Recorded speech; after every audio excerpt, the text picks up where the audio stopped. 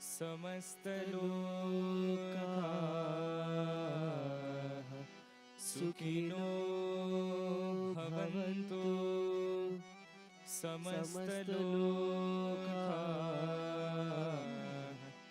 सुखिनो भवन्तु समस्त लोकाः सुखिनो भवन्तु समस्त लोकाः सुखिनो भवन्तु समस्त लोकाः सुखिनो भवन्तु समस्त लोकाः सुखिनो भवन्तु समस्त लोकाः सुखिनो भवन्तु समस्त लोकाः सुखिनो भवन्तु समस्त लोकाः सुखिनो भवन्तु।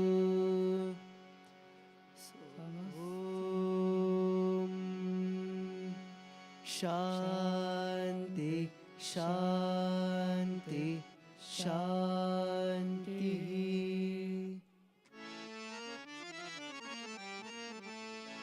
गजानना हे शुभानना गजानना हे शुभानना गजानना हे शुभानना गजानना हे शुभानना गौरी मनोहर प्रियनंदना गौरी मनोहर प्रियनंदना गौरी मनोहर प्रियनंदना गौरी मनोहर प्रियनंदना पशुपति तनया गजानना पशुपति तनया गजानना पशुपति तनया गजानना पशुपति तनया गजानना परम निरंजन शुभानना परम निरंजन शुभानना हे परम निरंजन शुभानना परम निरंजन शुभानना गजानना हे शुभानना गजानना हे शुभानना गौरी मनोहर प्रियनंदना गौरी मनोहर प्रियनंदना पशुपति तनया गजानना पशुपति तनया गजानना परम निरंजन शुभानना परम निरंजन शुभानना हे परम निरंजन शुभानना परम निरंजन शुभानना गजानना हे शुभानना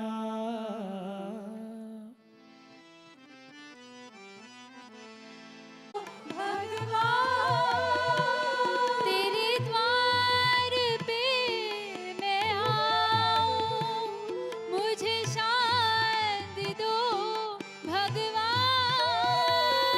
तेरे द्वार पे मैं आऊं,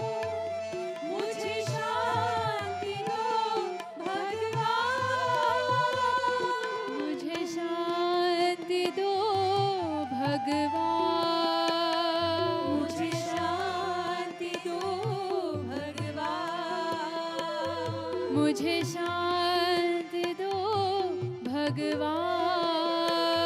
मुझे शांति दो भगवान, मेरे जीवन में साथ रहो साईनाथ हे।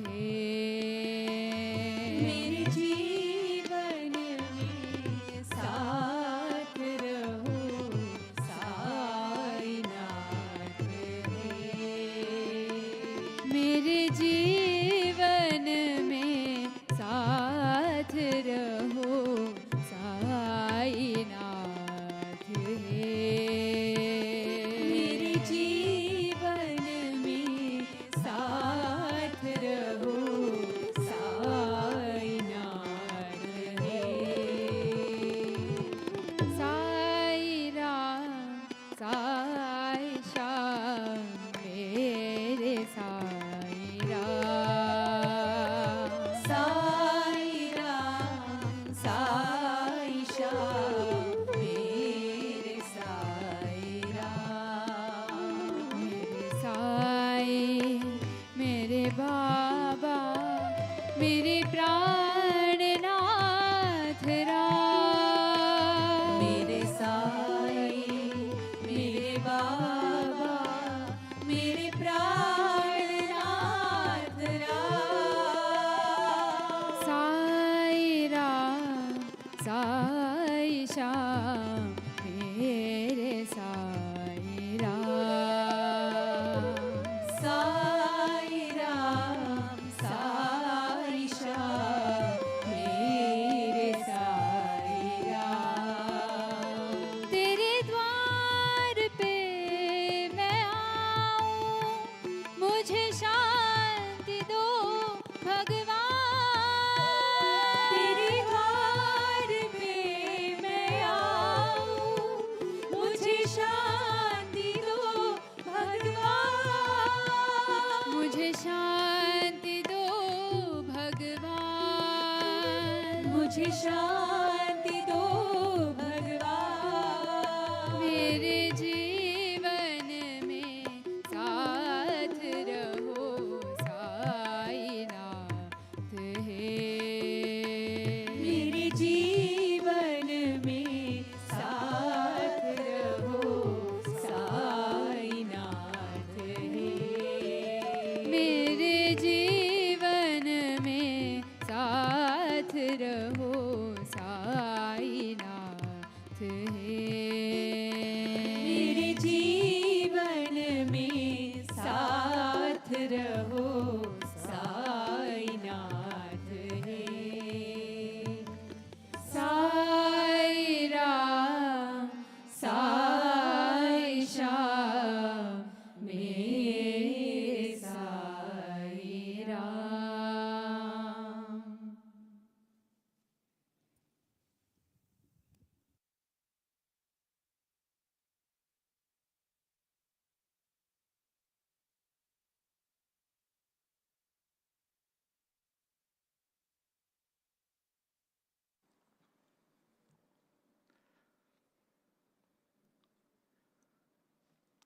Om Shri Sai Ram.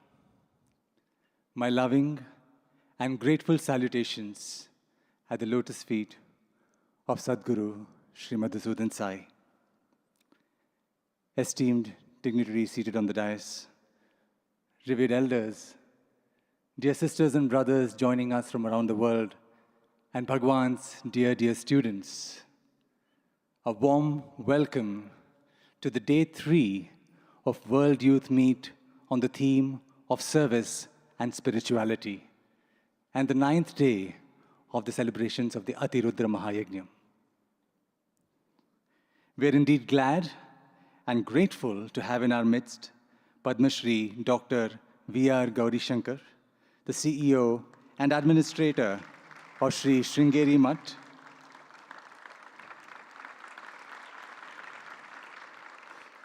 his human contributions to service of the society through several avenues is really an inspiration for many, especially the youth. We're also grateful to have in our midst Shri Arvind Balasubramaniam, CEO of Aditya Birla Group.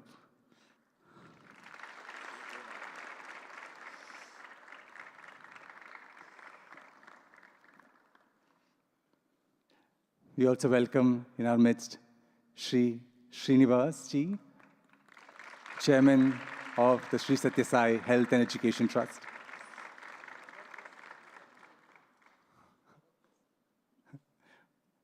Bhagawan says Shri Srinivas is our person, so he doesn't need a special welcome. He's always welcome in our hearts.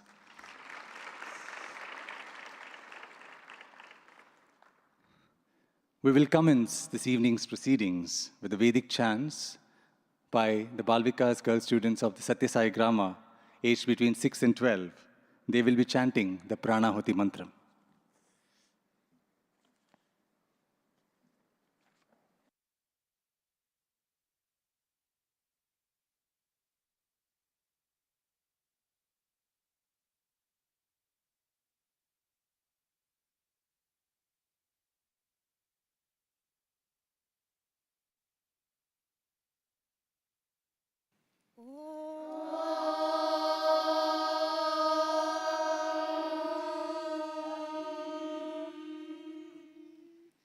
Shri Gurubhyo Namaha Hari Om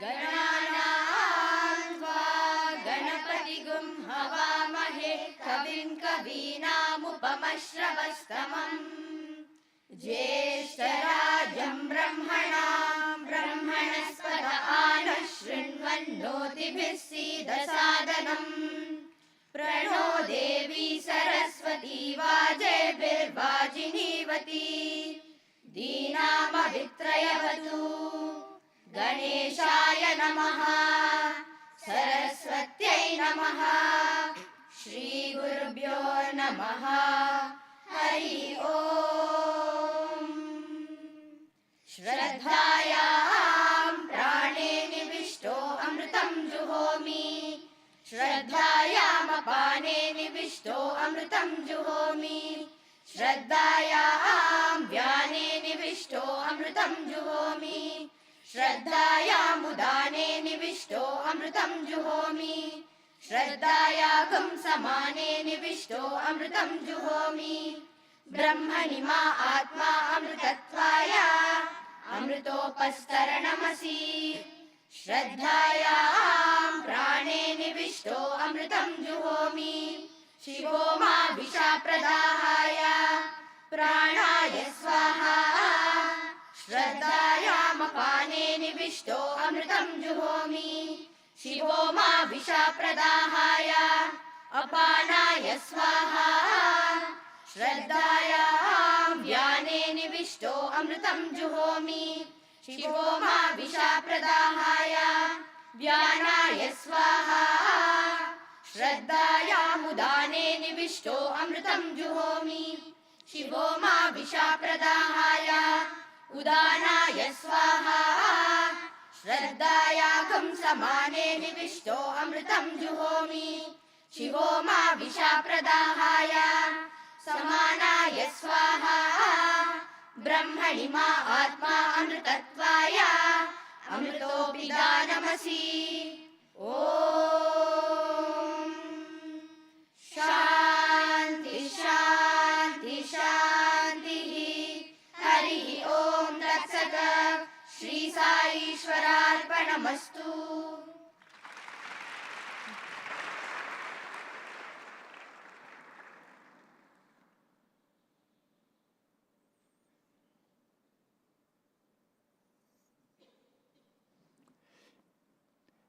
Every year, the World Youth Meet that is conducted here at Muddenahalli, Sathya Sai Grama, brings together youth from around the world.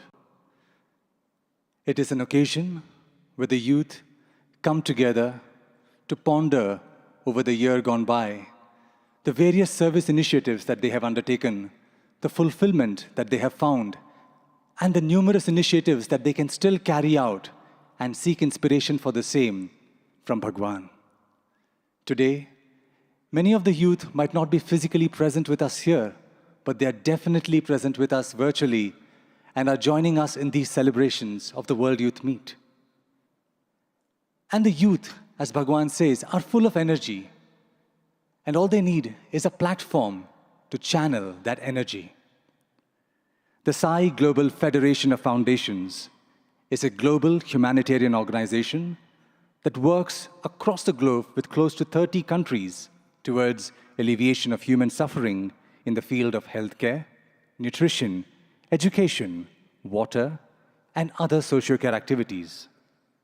Inspired by Sri Sathya Sai Baba and the guidance of Sadguru Sri Madhusudan Sai, many like-minded individuals, youth especially from around the world, continue to be inspired and continue to embrace selfless service by providing free education, free healthcare, and free nutrition for children in India and many other countries as well. We will now have a short video on Sai Global Federation of Foundations.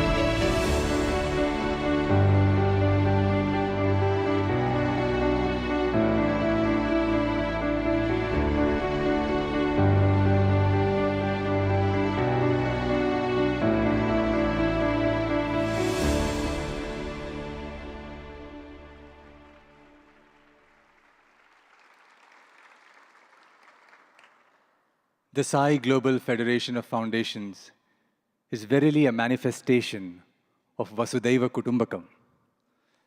Whether it is devotees in Greece caring for and supporting the education of children in India, or the loving devotees from Singapore working for the betterment of young children in Nigeria, the youth and like-minded people from across the world have crossed borders in their quest to serve humanity, to come forth and do their bit for the upliftment of the world every day so that people can lead happier, healthier, and better lives.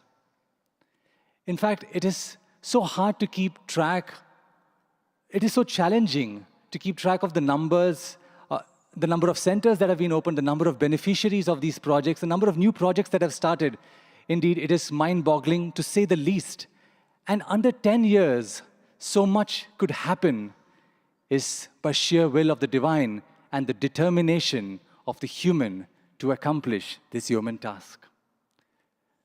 Again, this evening, we have two members of the youth who will come forward and summarize this afternoon's proceedings of the World Youth Meet. We have Sister Saisha Mehta and Brother Avi Gopinath. Sister Saisha hails from the United Kingdom.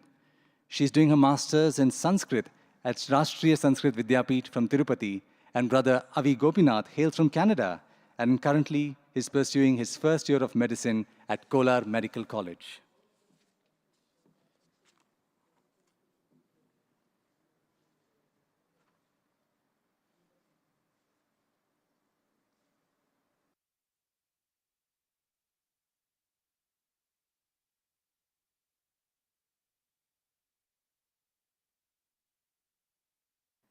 With loving pranams at the lotus feet of our most beloved Lord, respected elders, dignitaries, dear brothers and sisters seated here and watching us live from around the world, loving Sairam to all of you.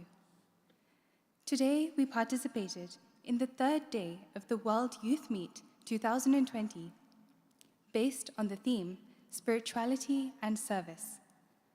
During these unprecedented and unpredictable times of pandemic, our brothers and sisters from across the world have held on to the teachings of Sri Sathya Sai Baba and have continued to undertake various service activities in their countries.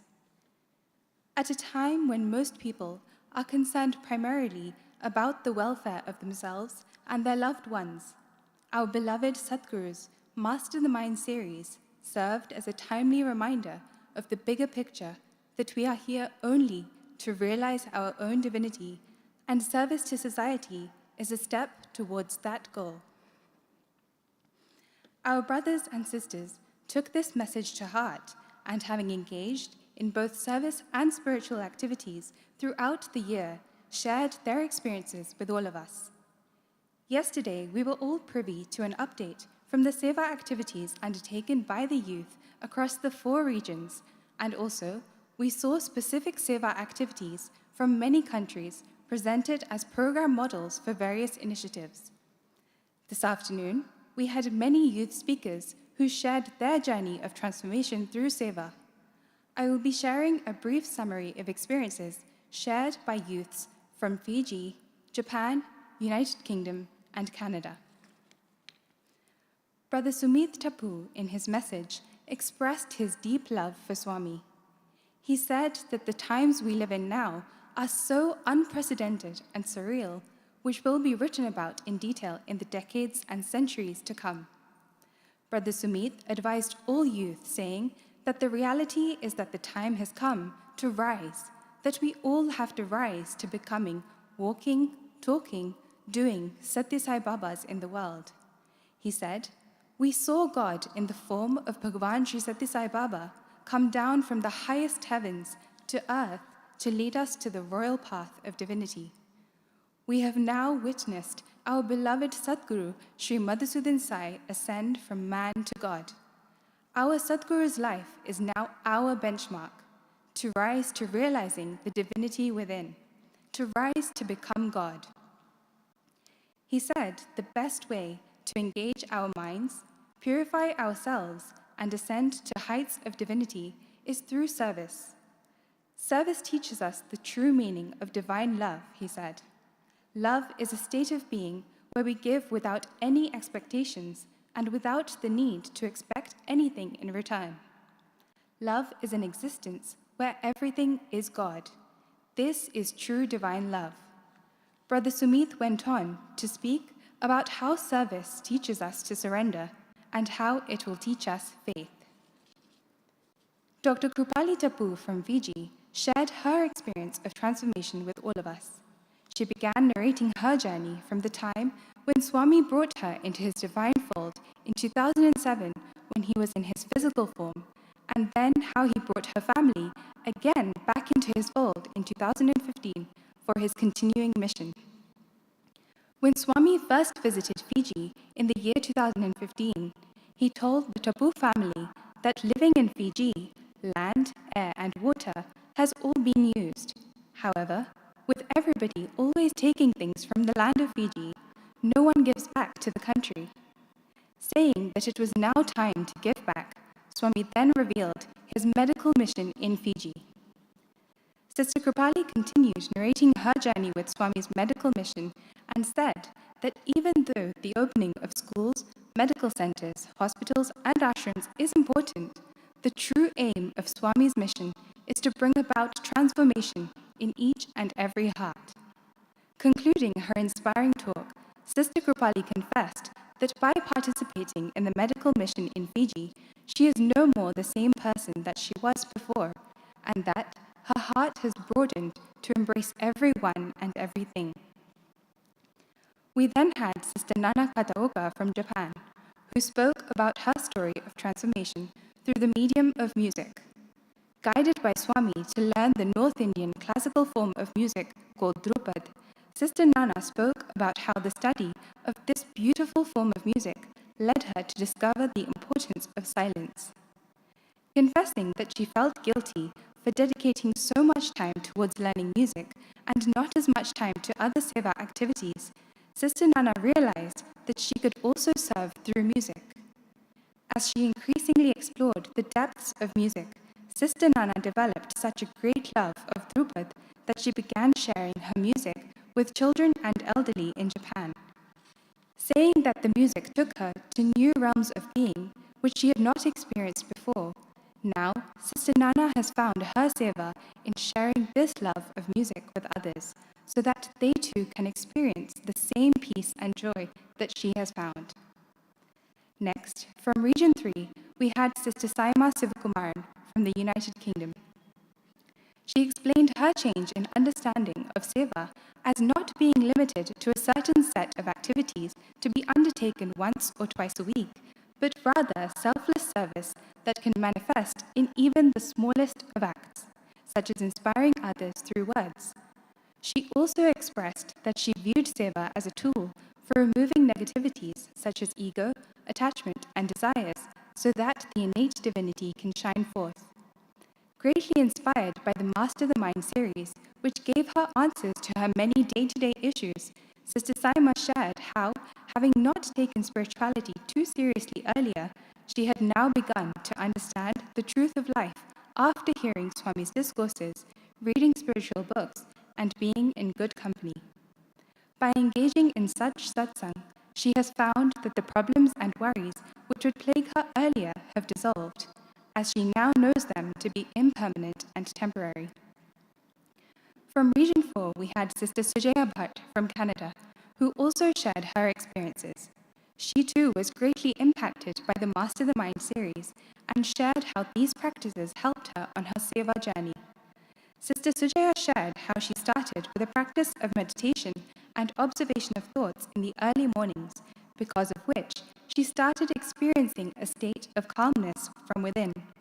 She spoke about how earlier she would only participate in Seva activities when convenient, but being inspired by the selflessness of the other youth and after joining hands with them, Seva has now become an integral part of Sister Sujaya's life.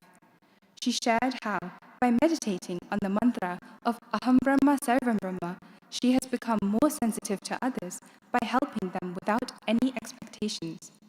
She had a great opportunity to put this into practice when, due to the COVID pandemic, the youth were advised not to continue with Seva activities.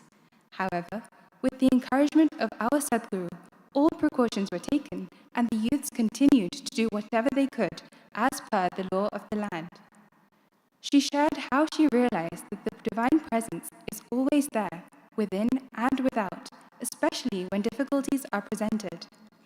Sister Sujaya concluded by saying that she has become more grateful for everything she has in life, and by undertaking Seva daily, she is now able to reduce desires and expectations that arise while engaging in Seva. Swami, all the youth from around the world expressed that they miss being here with you physically. On behalf of all the youth, we pray for your continued guidance.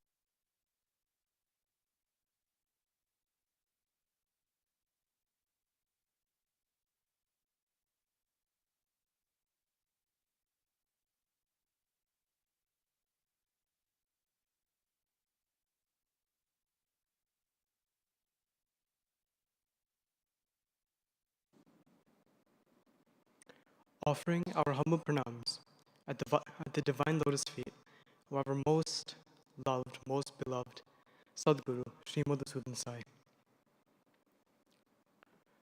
Respected dignitaries on the dais, respected elders, dear brothers and sisters, and to everyone watching us live, Sai Ram to one and all. When we see, as a youth, when we see examples of our brothers and sisters taking up such work, despite difficulties that might crop up, financial issues, the lack of volunteers, something big and out of our control like a pandemic, when we see people who are our age, people across various circumstances take up these sort of service opportunities, we don't just feel inspired, we almost feel obligated. We see these shining examples set up in front of us, and we feel that we must do it. Not because, of the need for any recognition, not because it'll look good on a resume 4 years later applying for college, but for the simple fact that our Sadhguru has taught us that we are divine, that everyone is divine.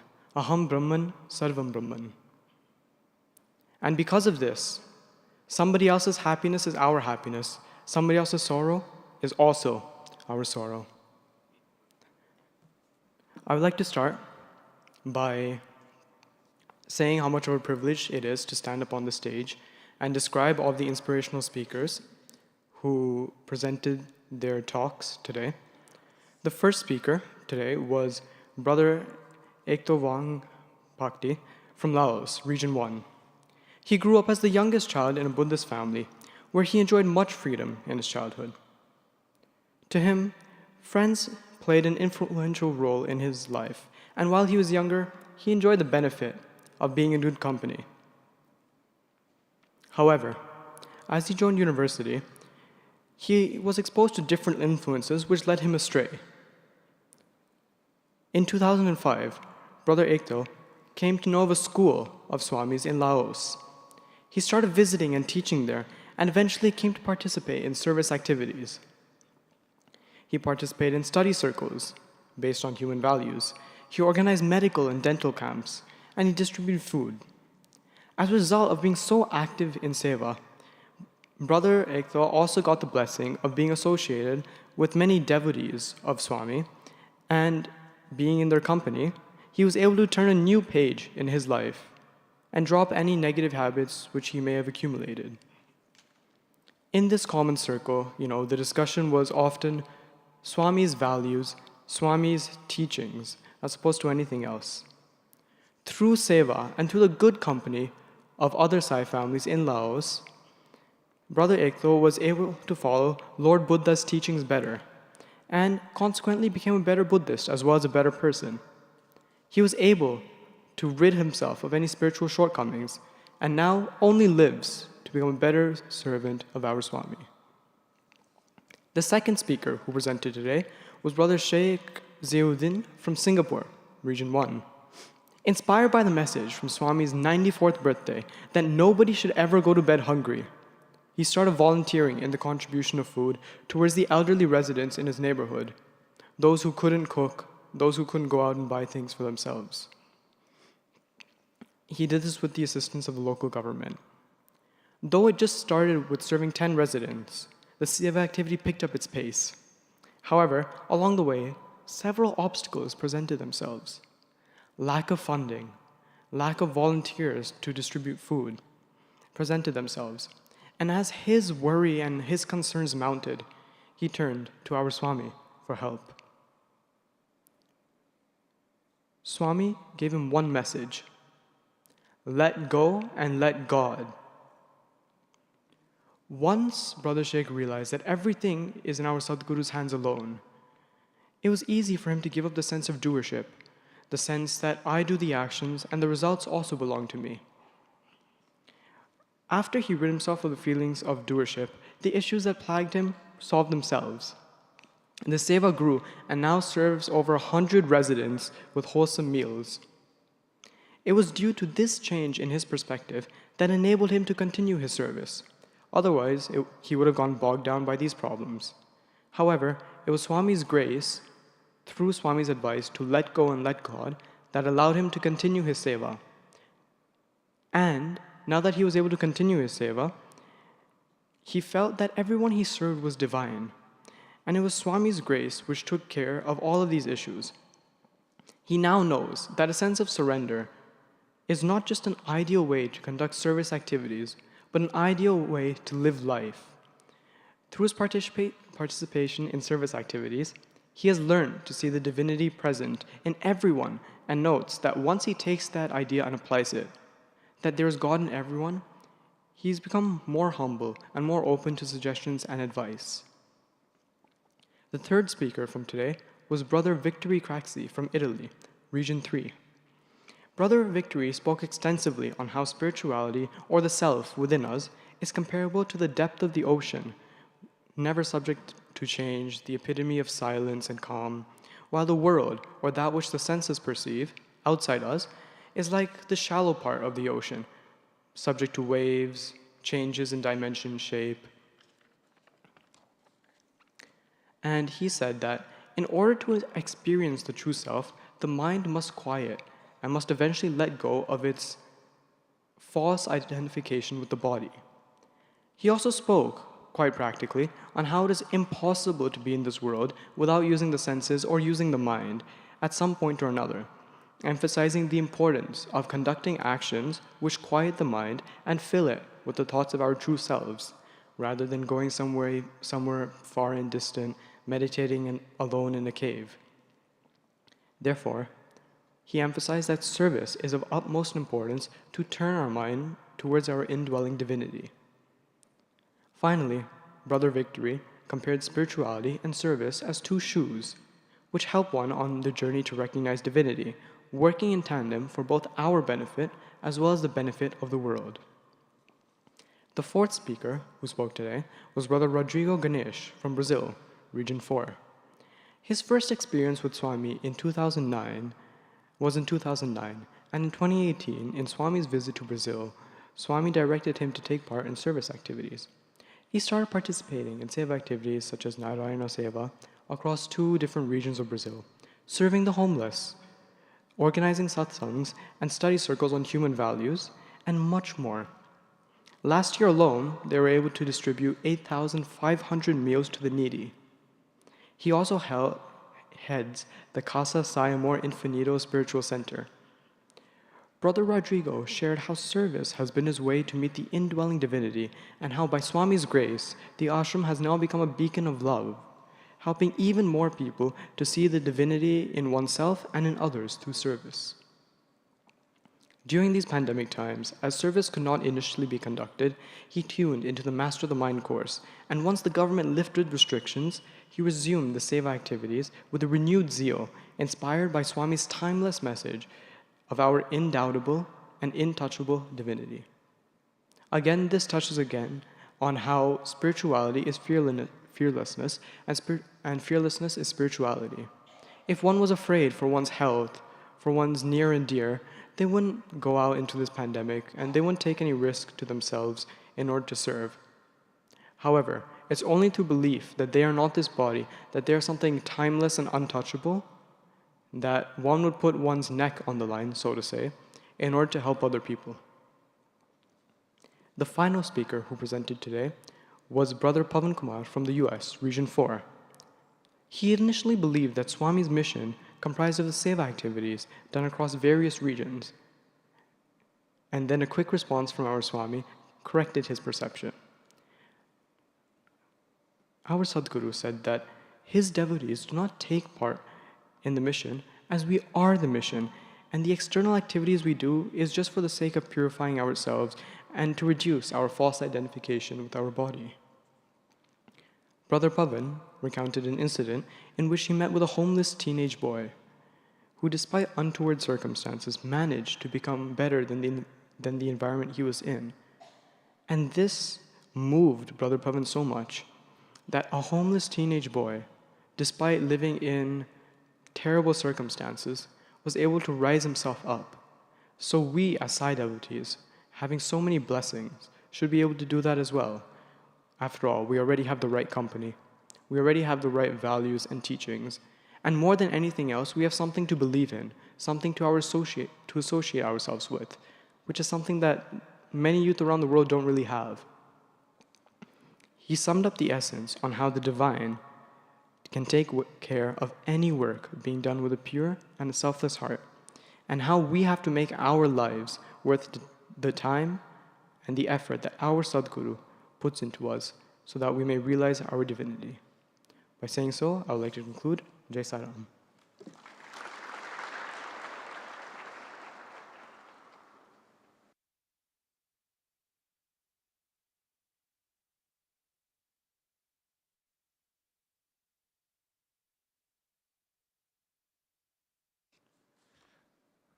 Thank you, Brother Ravi and Sister Saisha, for beautifully summarizing the afternoon's proceedings. The youth meet is based on the theme of service and spirituality.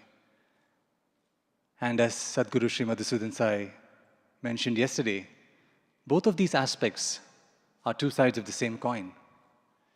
If you start on the path of service, you will indeed grow on the path of spirituality as well. And the vice versa works too. And this university, the Sri Sathya Sai University for Human Excellence, has been established for this very purpose, to groom young students, to grow on the path of spirituality, on the path of service, to realize their true nature, and that nature being that of divinity. As Bhagawan has often said, a student who comes to the Sri Sathya Sai University for Human Excellence graduates as a divine being, for that is what is being taught and inculcated at this university. We will now have a short video on the Sri Sathya Sai University for Human Excellence. Educating the mind without educating the heart is no education at all. Heart being considered as the seat of virtues, true education must aim at inculcating noble qualities in the students. Sri Sathya Sai Baba describes true education as that which gives awareness of the greater self, Vidya, as it is called in Sanskrit.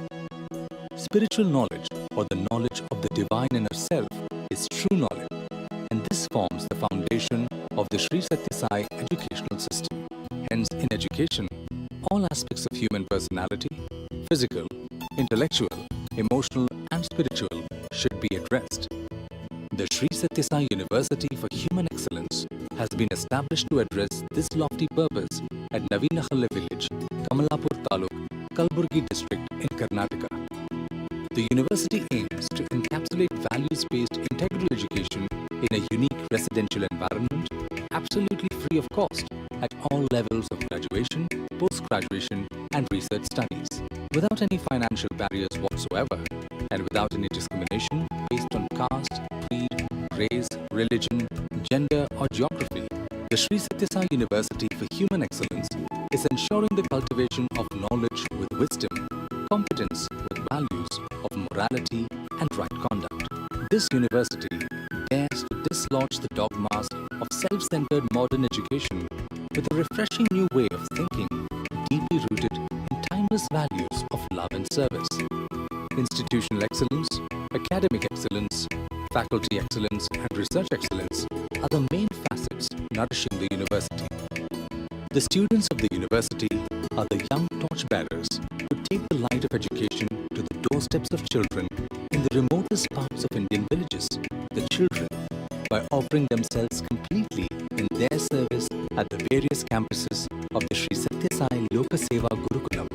The young graduates of the Sri Sathya Center for Human Excellence, the predecessor to the Sri Sathya University for Human Excellence, have all committed themselves and their lives to propagating the gift of education with which they had been blessed. Being a recipient of this education system, it is a privilege to be able to give back what I have received.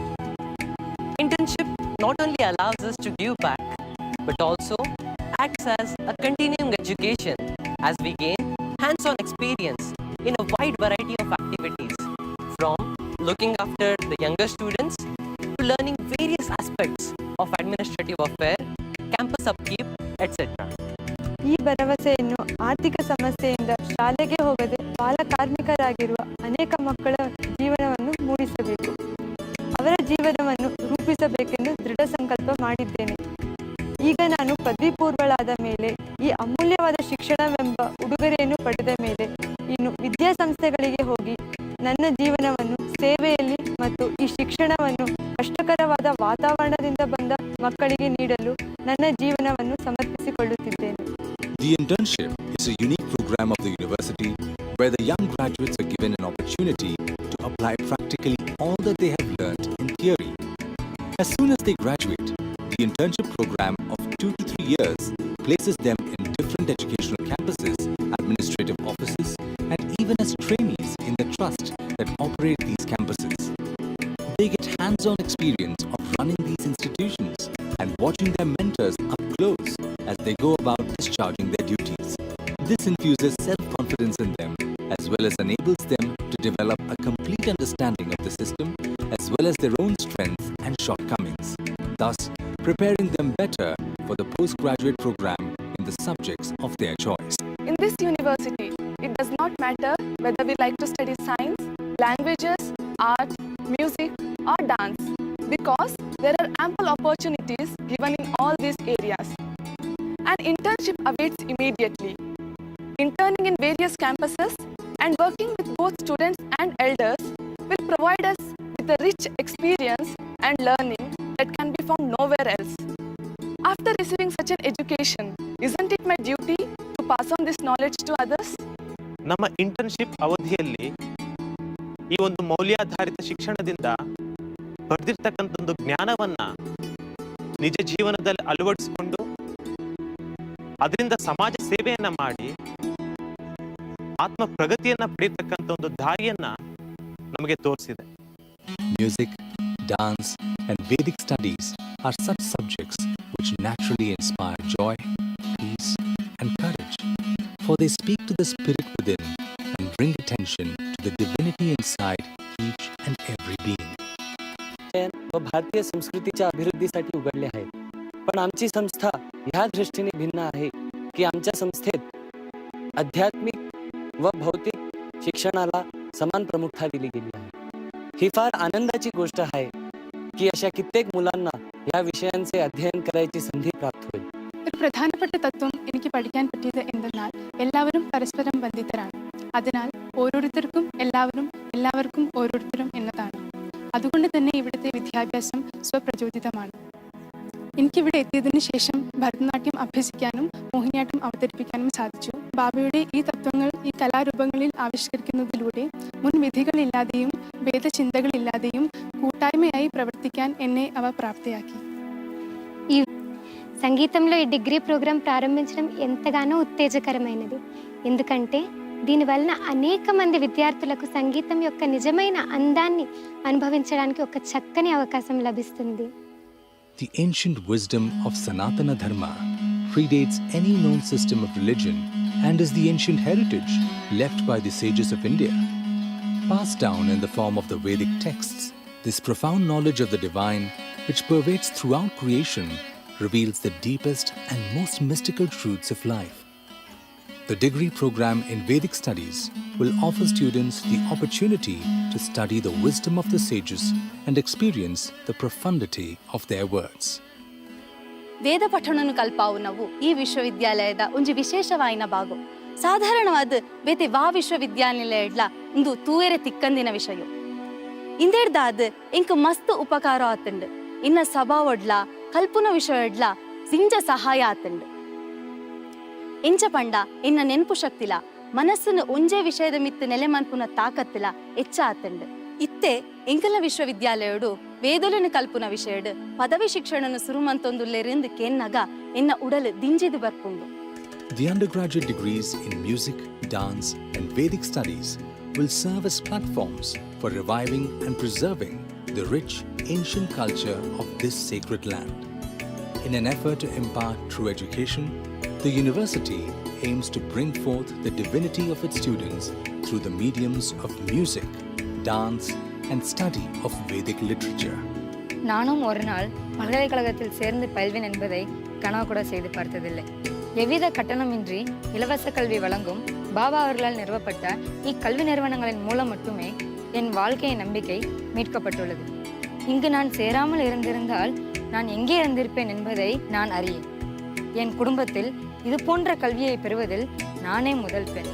அது மட்டுமின்றி எப்பாடத்தையும் நான் விரும்பும் வண்ணம் மேலும் பயிலவும் எனக்கு சுதந்திரம் அளிக்கப்பட்டுள்ளது. ओडिशा एक छोट ग्रामर आसला परे मु स्वप्न केबे हेले कल्पना भी करि नथिली कि एहीपरि एक सुंदर परिवेश रे एवं दिव्य भव्य भवन रे थिबा सर्वश्रेष्ठ शिक्षा ग्रहण करी बोली. एठार आमर आवश्यकता रहिथिबा समस्त प्रकार जिनस बिना मूल्य रे प्रदान करा जायछि एवं मो पई एठारे अमूल्य अनुभव हेउछि कि जो मानकु केबे हेले जानि नै जो मानक संगे मोर केबे हेले देखाई नै से माने मोर आवश्यकता रहिथिबा समस्त प्रकार जिनस प्रदान करछन. मु समस्त को यह संदेश देवा पई चाहूछि कि आम समाज त्याग एवं सेवा रे ही निर्मित होता है. हमार विश्वविद्यालय में माँ भारे नाय कनी हमुन सिनुन देवे नाय देखन दुसर आलोचना आवनजु आचो बुद्धिगा सदवलेन आचो आटे मा जावजु सिखावचा सिनुन सेवा करजु सिखावचा एत से प्रेमाती करजु सिखावचा मन माला मेरीच ई उम्र माँ अपनो नाव को वेला प्रेमाती घंदूर करे जाके. श्री सत्य साई इंस्टीट्यूशंस में दिए गए शिक्षा का लक्ष्य केवल बुद्धि प्रदान करना ही नहीं बल्कि चरित्र निर्माण करना भी है. बाकी दूसरी इंस्टीट्यूशंस और श्री सत्य साई इंस्टीट्यूशंस में पढ़ने के बाद मुझे ये एहसास हुआ है कि शिक्षा के प्रति हमारी सोच काफ़ी सीमित है. हमर विश्वविद्यालय शिक्षा की ऐसन प्रणाली ला नवा जीवन दान देना चाहते और मैं हाँ ये प्रणाली के फायदा ला अनुभव करे हूँ. हमर परिसर माँ प्रकृति के कोरा में माढ़े है और वास्तव में यही है हमर मन के पोषण करत है. शंकाएं हमर संग में रहते जैसन की गोर के गुरु और सबो समय पर्याप्त है जब भी हमन ला ओखर मन के जरूरत रहते.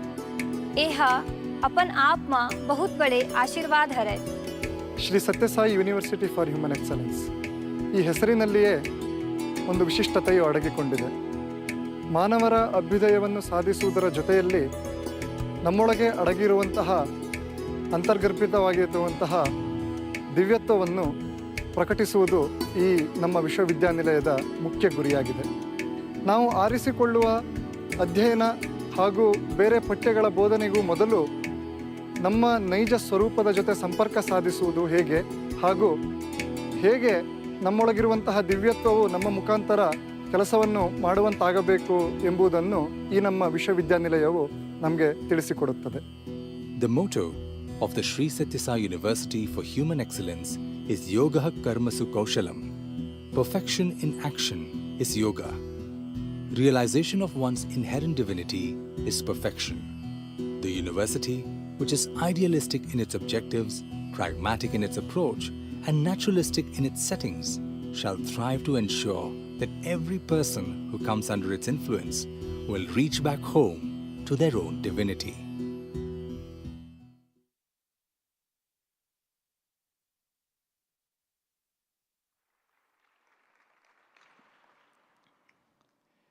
Addressing us next is a student who went through this very education system, Brother Sriranga.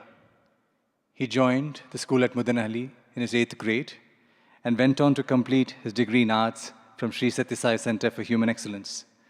He's currently serving as an intern at the Mysore campus, Sri Sathya Sai Anantaniketanam. He will address us all in Sanskrit.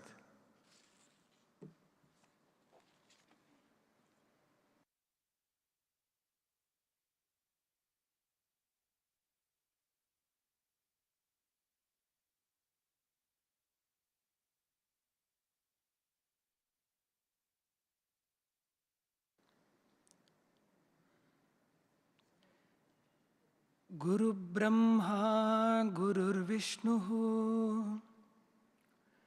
गुरुर्देवो महेश्वरः गुरु साक्षात् परब्रह्मा तस्मै श्री गुरवे नमः. ओम श्री साईराम. स्वामिनः पादारविन्दयोः प्रणिपत्य आदरणीय गण्याः अतिथयः मातरः भ्रातृभगिन्यः सर्वेषां हृदयपूर्वक नमस्काराः. इदानीं सेवायाः विषये उपनिषत् अध्ययनेन अहं किं ज्ञातवान् अस्मि, तद्वारा मम जीवनः कथं परिवर्तितः जातः इति भवत्सकाशे निवेदयितुम् इच्छामि. प्रथमतः उपनिषत् अध्ययनेन मम जीवने एकः ध्येयः प्राप्तमस्ति. पूर्वं जीवनस्य विषये मम आलोचना एव विभिन्ना आसीत्.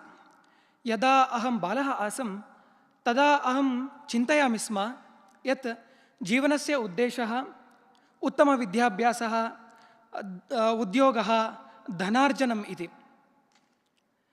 अस्माकं ग्रामस्य जनाः, कुटुम्बसदस्याः अपि एवमेव उक्तवन्तः आसन्. परन्तु यदा अहं विद्याभ्यासार्थम् इमं विद्यालयम् आगतवान् तदा अस्माकम् आचार्याः अस्मभ्यम् उक्तवन्तः यत् जीवनस्य ध्येयः केवलम् उद्योगः, धनसम्पादनं वा नास्ति, परन्तु समाजसेवा, तन्मूलकं भगवतः सेवा एव जीवनस्य लक्ष्यं भवेत् इति अस्मभ्यं पाठितवन्तः. एतस्मिन्नेव विश्वासं कृत्वा अहमपि एकः शिक्षकः भवामि, तन्मूलकं समाजसेवां करोमि इति अहं चिन्तितवान्.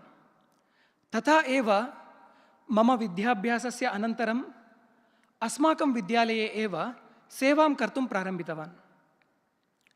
परन्तु एतन्मार्गे गतसति मयि अनेकाः प्रश्नाः आगताः आसन्. सेवा किमर्थं करणीया? सेवया मम का वा लाभः? जीवनः एतन्मात्रं वा अथवा जीवनस्य इतोपि अर्थः वर्तते किम्? जीवने किं साधनीयम्? एतादृशाः प्रश्नाः मयि आगताः आसन्.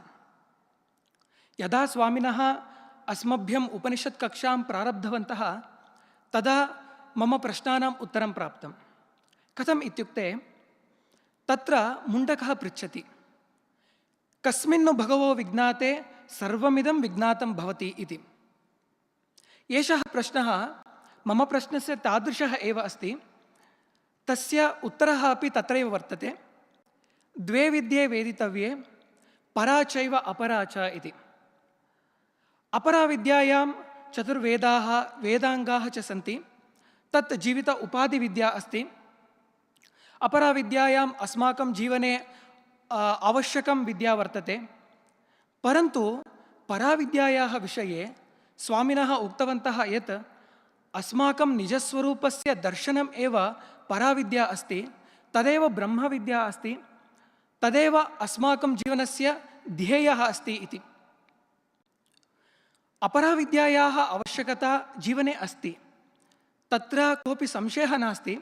परन्तु पराविद्यायाः विना अस्माकं जीवनः सम्पूर्णः सफलः न भवति इति वयं ज्ञातवन्तः। तादृशः जीवनः व्यर्थमेव इति वयं ज्ञातवन्तः। तथा एव आध्यात्मिकजीवने सेवायाः प्रामुख्यताम् अपि वयं ज्ञातवन्तः।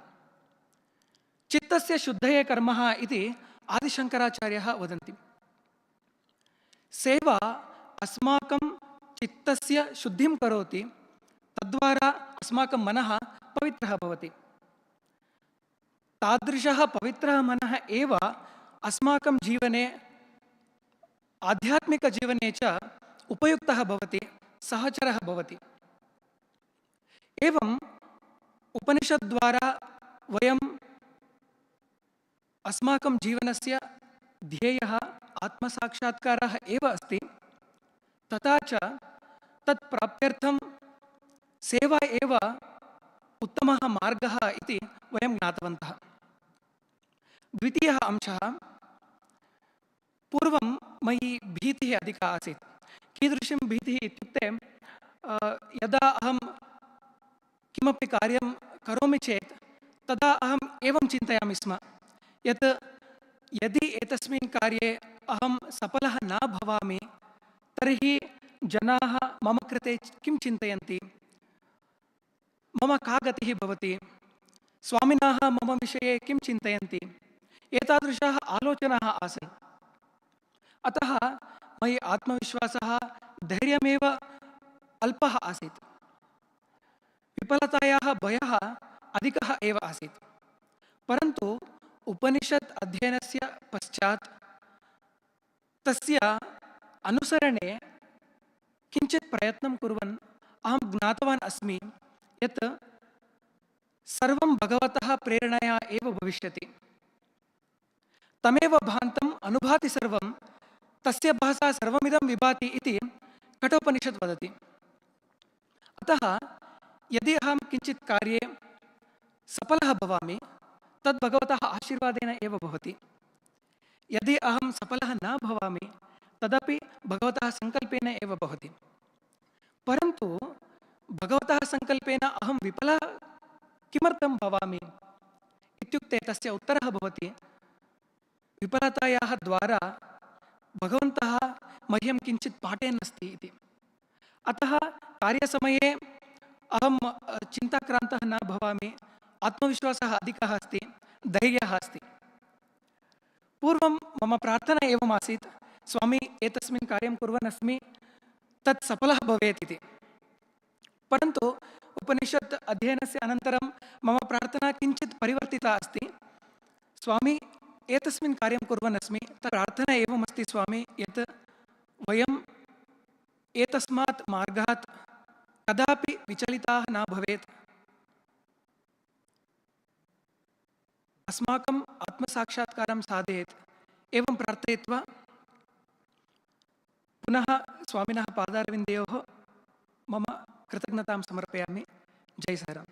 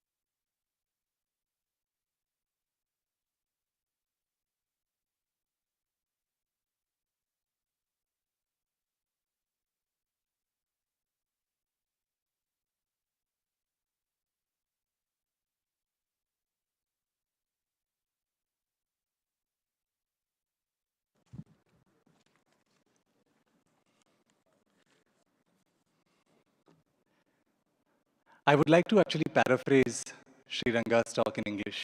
It was very interesting. Please allow me. He said, "When I was young, I was told that good education, money, and employment are the most important things in life. But when I joined this institution, our teachers told us that money, employment are not that important in life. More important is that we serve society and thereby serve God. Inspired by the ideal of Seva, I joined our institute and nothing to fear." And he prayed to Bhagawan for equanimity to accept whatever comes his way in life. Just recently, during the Navratri celebrations, we were witness to two momentous occasions.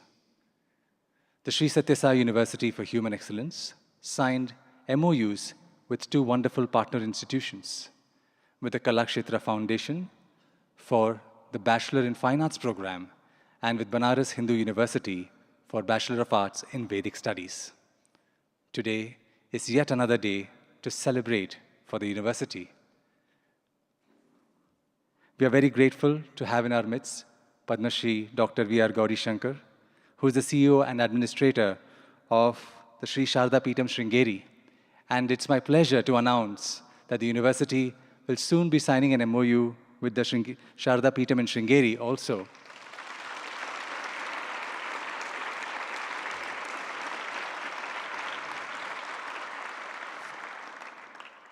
And as part of this partnership, the Peetham will advise and provide guidance in establishing a Veda Gurukulam at Sathya Sai Grama.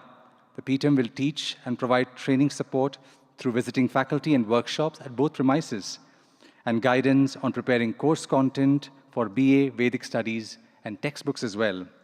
The Sri Sathya Sai University for Human Excellence will support the program and publication of the works of Advaita Shodha Kendra, Advaita Sharda, to be translated into English. It is my honor to introduce Padma Shri Dr. V.R. Gauri Shankar ji.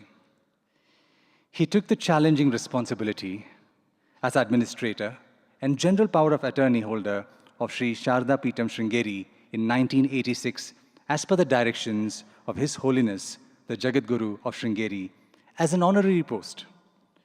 Sri Gauri Shankar ji abandoned a promising career as a pioneer entrepreneur of the service industry to dedicate himself totally to the spiritual cause and service of humanity. He has been administering Sri Sringeri Mutt with its vast estate and properties, having more than 150 branch mutts spread far and wide, and still growing in number through hard work, planning, organizing, directing, scouting across various places for great pundits and so on. He has also been spearheading many glorious events and momentous occasions, evoking awe and admiration for everyone. Now, it must be said that he has initiated several service initiatives that has benefited the society at large. Just to mention a few: free meals to school children, over 5,000 children on a daily basis, much like the Annapurna breakfast program; village adoption and Swasti Grama Yojana; the Swasthya Health Project, scheme for helping challenged people, for mentally challenged children as well, providing free computer kit to schools, mini hydel generator in a village in Malnad Forest, establishing a knowledge center for children and education through computers, and several such institutions. In fact, he has even established, and he's caring for, I must say this Veda Patashala at Sringeri Peetham is a century old, and he got a new building constructed for it. And it is called Sadvidya Sanjeevani Patshala. And this MOU between the two institutions will greatly benefit the education of Vedic studies in Sathya Sai Grama as well. May I now invite Padma Shri Dr. Gauri Shankar ji to address us all.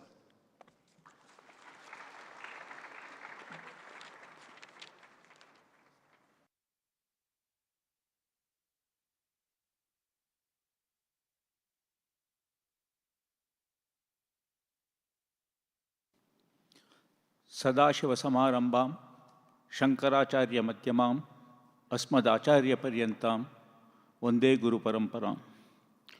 भारतीकरुणापात्रं भारतीपदभूषणं भारतीपदमारूढं भारतीतीर्थमाश्रये विद्याविनयसम्पन्नं वीतरागं विवेकिनं Vande Vedanta Tatpagyam Vidushekara Bharati.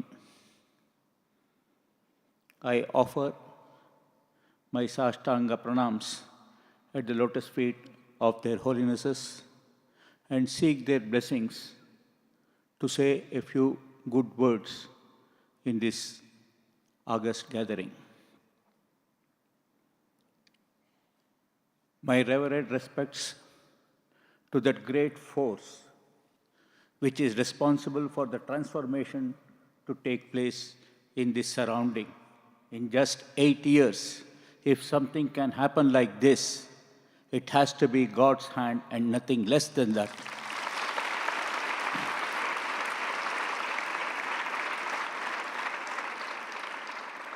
And I offer my reverential respects to Sadguru Sri Madhusudan Sai Ji,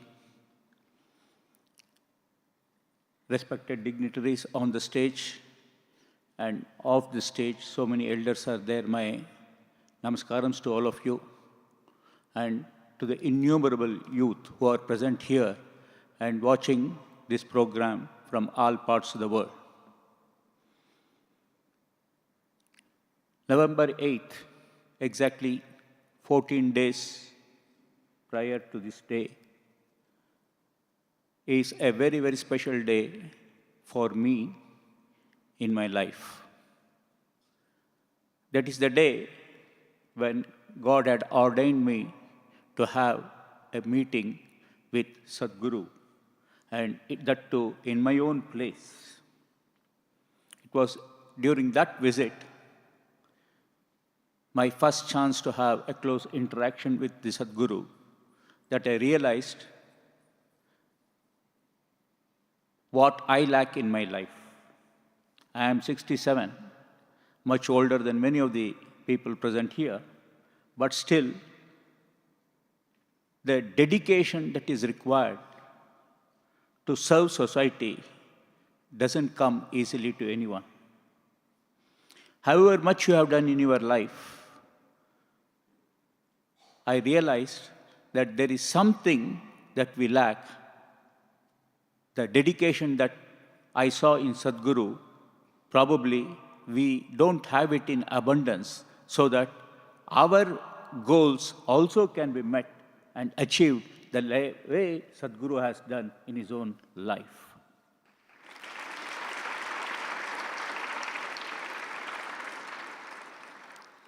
After November 8th was Deepavali, the day when we celebrate East to give the humanity the best that they deserve. The tradition is just in its purest form in Sri Sharada Peetham Sringeri, and knowledge and imparting of knowledge in a very dedicated way without any selfish attitude, with total surrender and selflessness is present in this institution. And when these two come together, probably the golden era, which I saw somewhere written while coming here, should be starting for the humanity.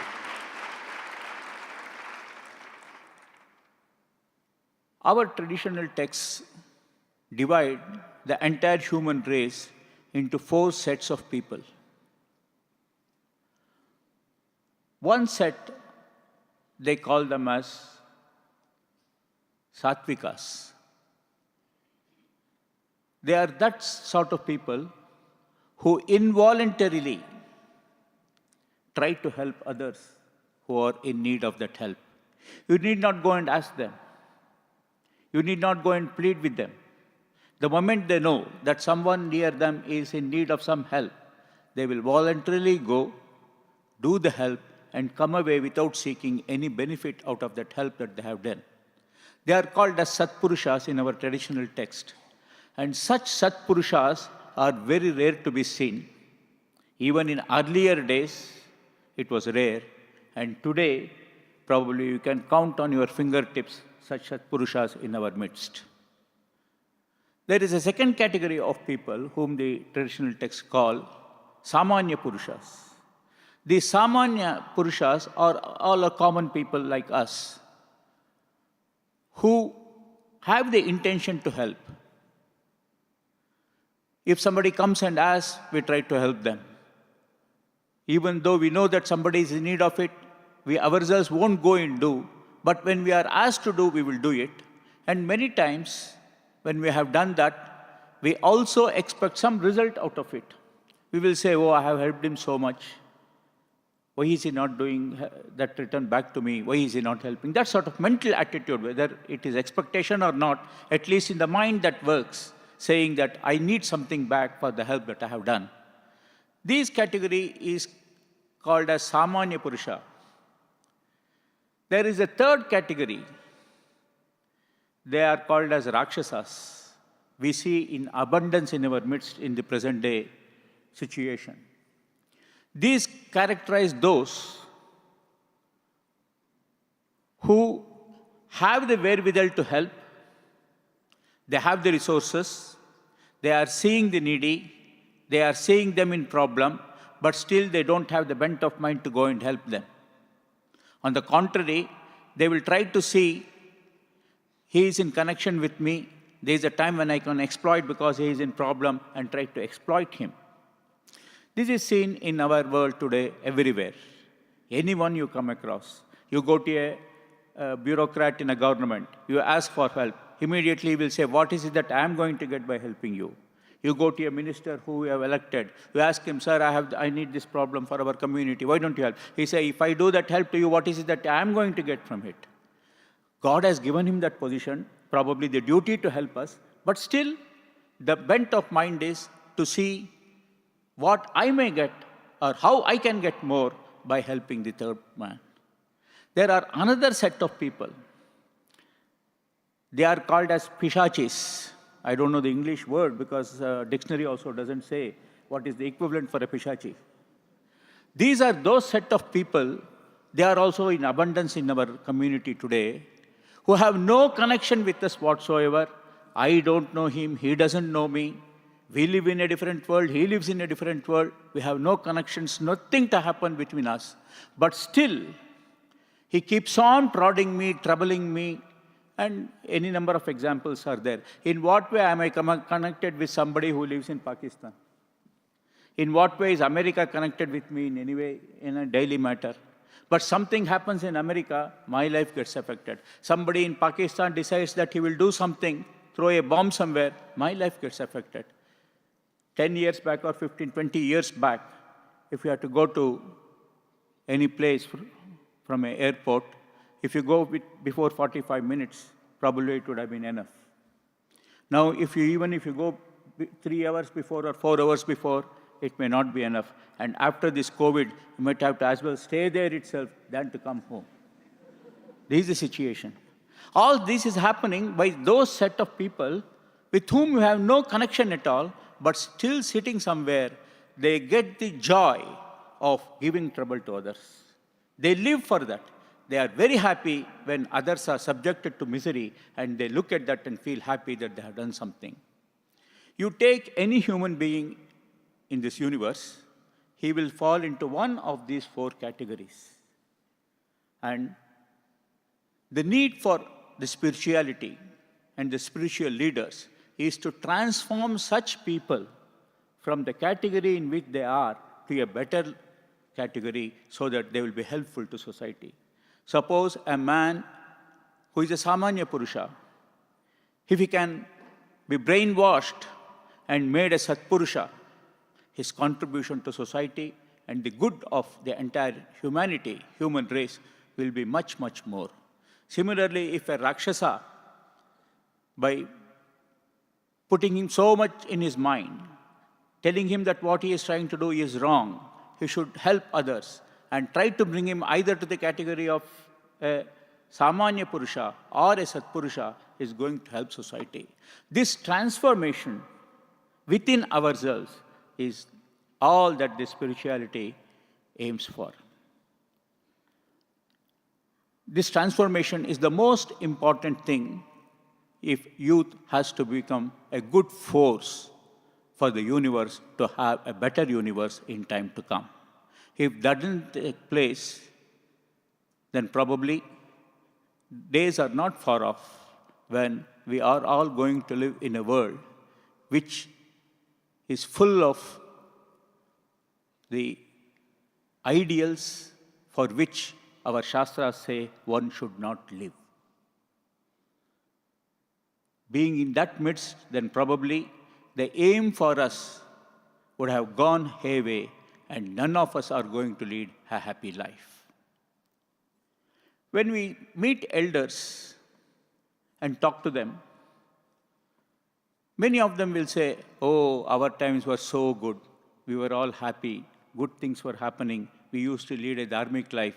Now life has gone bad. Everybody is bad." It's not as if that this good and bad were not there in earlier times.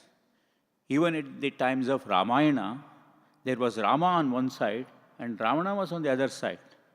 We say Rama was good and Ravana was evil. Rama was for dharma, Ravana was for adharma.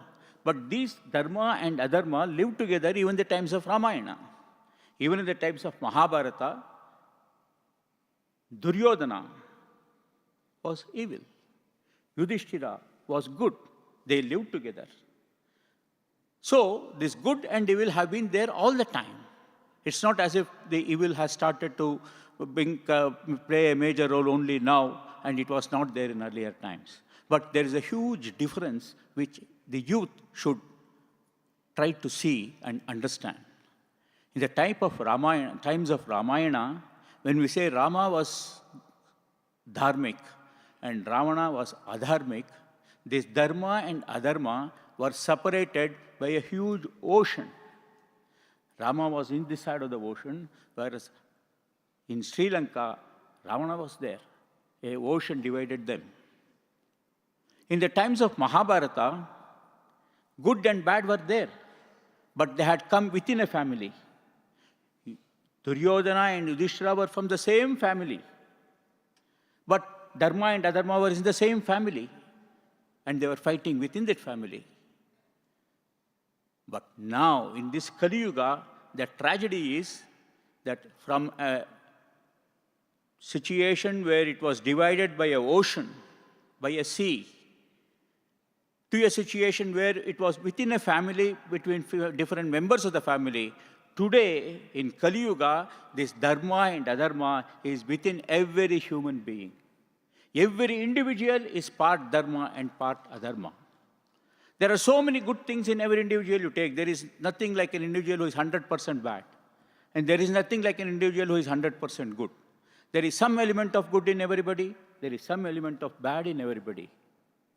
When that element of bad in individual multiplies and grows, bad times start coming. If the good in each individual multiplies and grows, good times are there for us to see. So how to make this good grow is all that is very important for us. Both are there within us to find out what is good, what is bad in me, throwing out the bad in me and keeping the good within me and trying to build on that good is what we need for the day. This is what our Dharma also says. Our Dharma is very clear. Sanatana Dharma, the eternal law.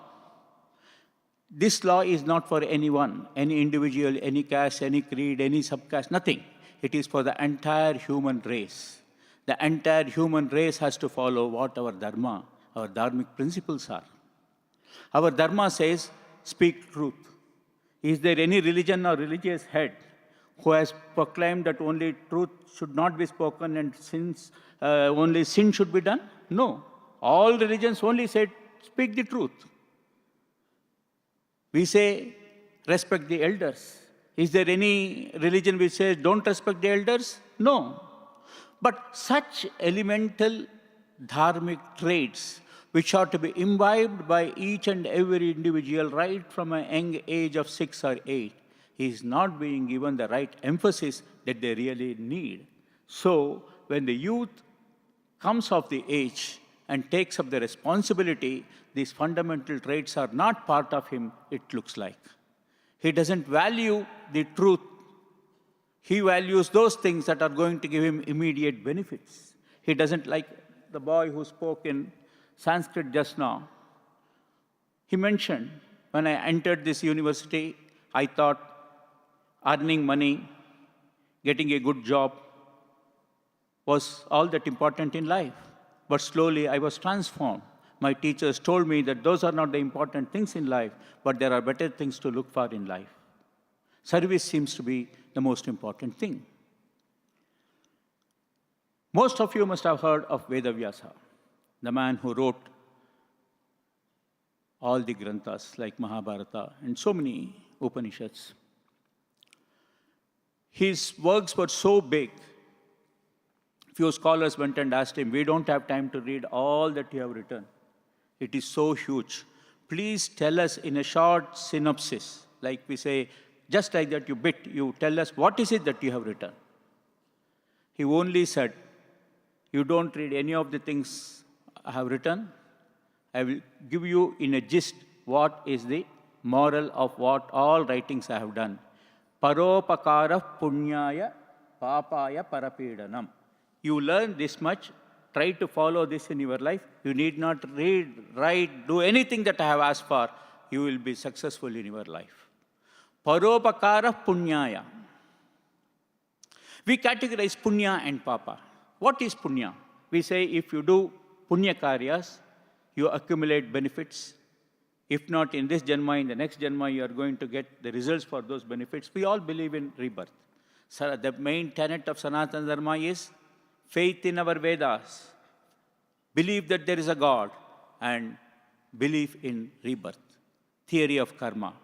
So for us, we always believe that if we do good things now, we are going to reap benefits for that. And if we do bad things now, we have to suffer for whatever bad that we have done. So you should keep in mind that whatever we do, we should do good, accumulate punya. And how you can do that? Vyasa says, you do goodness, you help others. Paropakaram. That gives you punya. And being a hindrance to others, papa, that is all that you do for others. Many people ask, by hitting others, is it that I'm going to get sin? No, even thinking bad about others, it's a papa. Our Shastras give innumerable anecdotes and quotes, which clearly says how you should help others. What should be the circumstances in which your help will really be a beneficial one to the man who is taking it? And what are the circumstances in which you should not do, even in dire circumstances, such bad things? You have to keep all this in mind if we really have to get that firm conviction that to me, service is all that matters. And service to those who are in need is what is going to give me the true happiness. Happiness itself is a very tricky word. For me, having a big bungalow, always being surrounded with chamchas, chelas, having enough capital, finance, and timely food and other things, and a carefree life, seems to be a happy life. Many times sitting at a distance, if somebody has got all this, I presume that he is leading a very happy life. Whereas for some others who are detached, if you ask them to go in some place, a lonely place, sit and meditate, do meditation, go into your inner self, think about what is there in your Atman, realize that Atman, you would be a happy man. So this definition of happiness is very, very loose. For one, what is happiness may not be the same for the other. For a man who is not a diabetic, any number of laddus or jalebis is always welcome. But for a man who is a diabetic, even half a jalebi will not be okay. So happiness is also like that. When this is the case, how can you find true happiness? What is it? How do you define this is happiness? That can be done only if you go back to our Vedas. It is our Vedas which say what is true happiness. And they say the way we should lead the life. They define that. And if we lead our life in those ways, what the elders called as dharmic way of leading a life, you can get your happiness. So it's very important that at some stage, our youth get the exposure to our Sanatana Dharma requirements, qualities, the essence of Veda, what is our dharmic life, what are the essentials of our dharmic life, and how we should lead our dharmic life. All this doesn't require anyone to be of any special category. All this is for the entire human race. If we can understand this and try to practice that in our life on a day-to-day basis, maybe at some point of time, we will not only be leading a dharmic life, a good life, we will also be leading a happy life by which the entire community and per se the entire universe may be a good place for us to live. The present day situation is so different.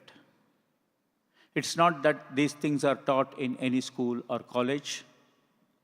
Even many of the moral stories that give us the strength to face difficult situation in life are not being taught to students.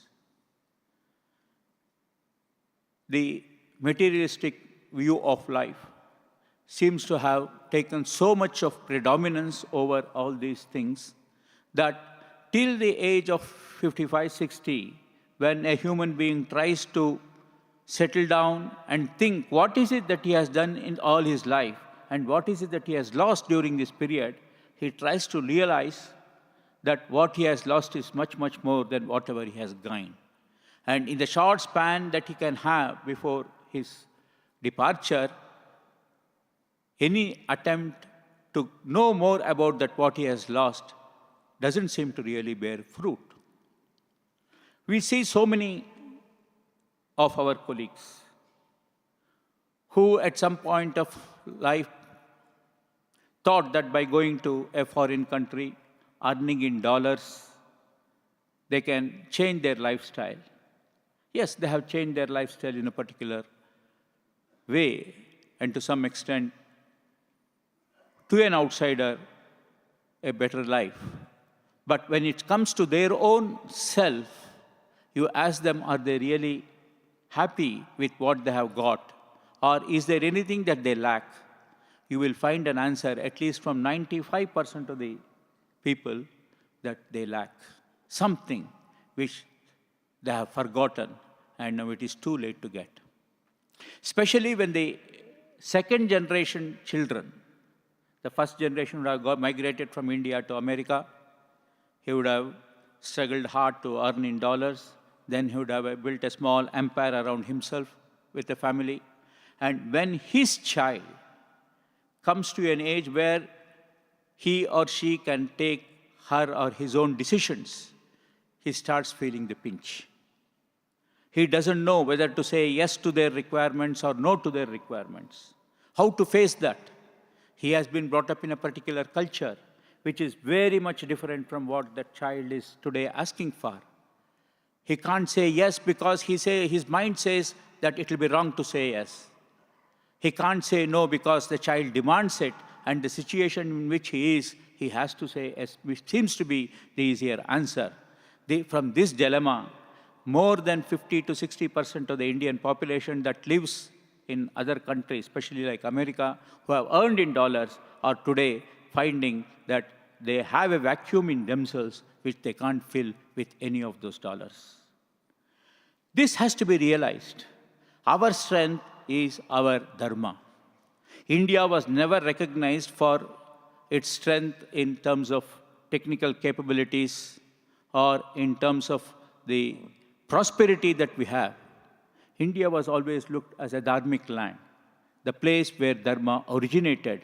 Dharma still lives and dharma still prospers. If dharma were not to be there, if good was not to be recognized, can anybody say that such an empire in a small, remote place of a state can be built like this? When I first entered this hall, to be very frank, I'm not trying to just say for the sake of saying, I remembered in Mahabharata there's an instance. Yudhishthira builds a big palace and calls Duryodhana and all his brothers to host a party, a get-together. Duryodhana enters the hall and he thinks that there is a pond of water and tries to lift his cloth, thinking that it will touch water. But when he enters, he sees there is no water there. Similarly, in some other place, he thinks that there is no water and walks in, and he has to skid. This story comes, most of you must have read or heard about it. It was like that for me. Am I really entering a physical place, or is it some dream that I'm entering? So if such things are happening even now, this is reason enough for us to believe that Dharma still has the major role and the final say in our life. Dharmic people are still there who can bring in transformation in ordinary people like us. It is for us to seek such dharmic people, go to them, take their advice, follow their footsteps, do whatever they say that we should follow. And if we, with all sincerity and dedication, do that, we can also be the transformer and the force which can transform others for a good life. The ultimate aim is what? Everybody wants to have moksha. At some point of time, we want to get away from all this and be ourselves, realize our Atman and get moksha. But how this is possible? We are in a cycle, birth, death, rebirth. It goes on. And if we have to achieve that moksha at some point of time, we have to realize our Atman. We have to forego so many other worldly activities and try to sit and think deep into ourselves to find out what is the real essence of our life. And if we can realize something out of it, what our dharmic texts prescribe us to know, at some point of time, we can come out of the cycle of birth and death and aspire for that moksha. We have all been endowed with human life. Adi Shankara says in Viveka Chudamani that to get human life is a very, very, very important boon. He categorizes three things. One, to get a human life. Second, to be in association with great men. It is not easy. There are so many people, probably in our country there are 130 crore, but we are hardly few thousands who have had the opportunity to be in close with a dharmic man. All people don't get that opportunity, even if they are aspiring for. And the third is to aspire for getting moksha. Mumukshatvam itself is a thing, probably, according to me, those who are living in this vicinity of Muddenahalli ashram are all tapasvis. Whether you call them as tapasvis or not, the word doesn't matter. The life they are leading is a tapasvic life, sattvic life. They are doing tapas in their own way. To get such life is not easy in the present day situation. You are all blessed, endowed with something. You have got that life. To be born as a human being itself is a big boon. Make use of that. If you were to be born as some ant or some other animal or creatures, or so many lakhs and lakhs of creatures, what we would have done? There is nothing to even think of. But God has given us this human life. God has given us the benefit of living in the vicinity of great men. And He also has given us that urge to get away from the cycle of birth and death. I think these are most different, very difficult boons that one can get, which all of us have got, I believe. So it is our duty to make use of this and transform ourselves from whatever we are to a better human being, to go tend towards achieving a happy life and also in turn achieving moksha. The path is a very, very difficult one. It's not easy to do any of the dharmic things that our treks ask us to do on a daily basis. In the present day world, when we don't even have time to look at our children, or children don't have time to look at their parents, where is the question of we following the dharmic path and doing the essence of those things on a daily basis? But if we have to have happiness in our life, we have to follow that. If not in full, at least in few steps, so that we tend towards going towards that goal of happiness. May God and our Jagat Guru bless each and every one of us to have that bent of mind, to have the bent of mind to serve others, to help others. In service lies all our success. If we serve those in need, we are going to get back 100 times of what we have spent in that service in a different way, either in the form of a punya or for a betterment. Something is going to happen. But it's our ardent duty that if we have something which is in our possession, try to give it off, except that portion that you really need to hold on for your life, to others who need it. And if you do it with a sense of selflessness, you would have done the best thing that our dharmic shastra, dharma shastras prescribe us to do. That is all that we can do. Everybody need not go to Himalaya, sit in a cave and do penance for 10 years, 15 years, 20 years. Sitting in our place, if we can serve the need to the needy, that is the best thing that we can all do. In that path, whatever work that Sadhguru has done is unique, and I don't have words to convey my feelings for the type of work that he is initiating and trying all over the world to bring that sense of dedication in youth. I come from a traditional institution. Discipline is part of our life, but dedication doesn't seem to be part of our life, even in that traditional way of life. We also tend to get away from the dedication, and the simplest barrier that we face, we run away from the cause.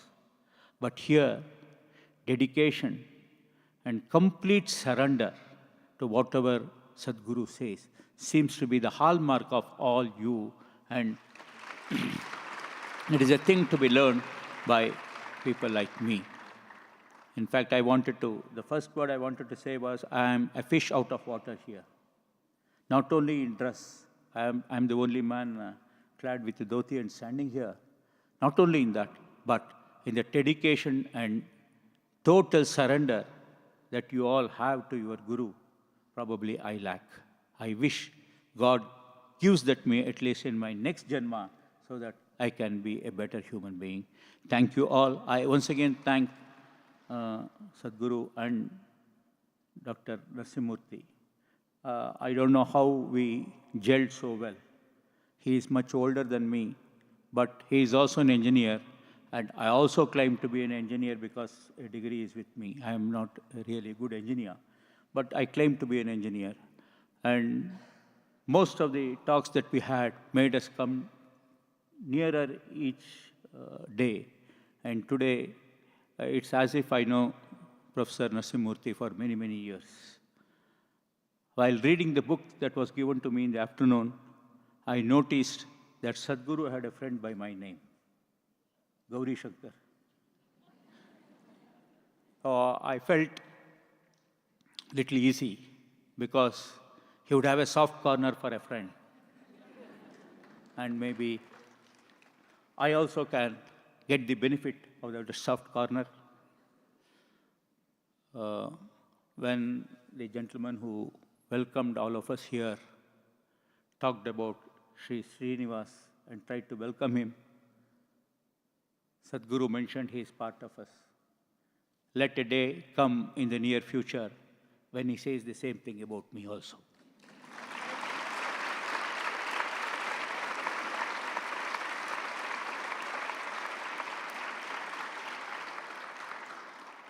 Thank you very much. I really don't know whether I have done justice to the youth. I have so many things to convey to you because I have traveled all over the world and have seen the anti-forces that are working in our surroundings to disrupt our peaceful way of life. It is you, the youth. You only can bring the transformation required to face these anti-forces. We can't do anything. We can only talk, preach, or do something. But you have the strength to face this and bring in a transformation so that this world can be a better world to live.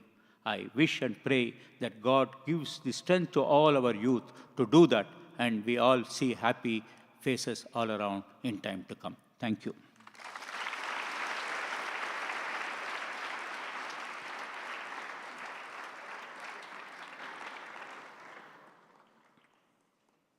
We thank you, sir, for your words of encouragement and inspiration to the students and the youth on this wonderful occasion. We would like to offer to you a token of our love and gratitude.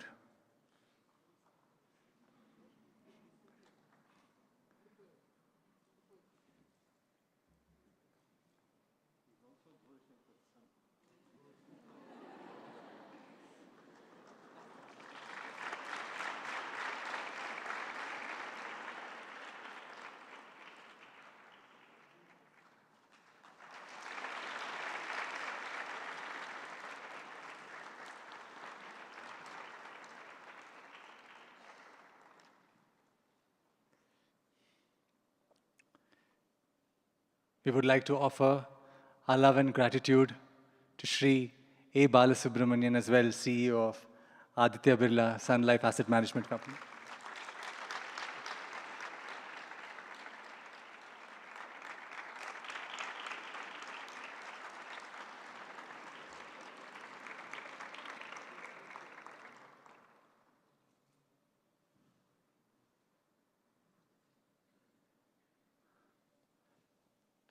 I now pray to Sadhguru Sri Madhusudan Sai to deliver his divine message to us all.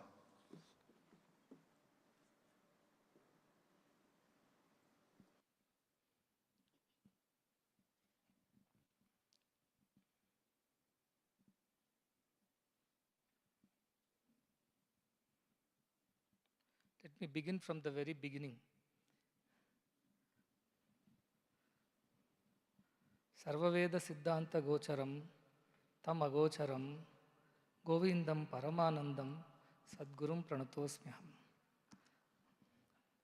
The lineage of Gurus, the Adi Shankaracharya Parampara, which is carrying on even today, as far as I am aware of it, it goes back all the way to his Guru Govinda Bhagavad Pada and his Guru Sri Gaudapada, who had a dream to spread this Sanatana Dharma to every nook and corner of the country, Bharatavarsha then.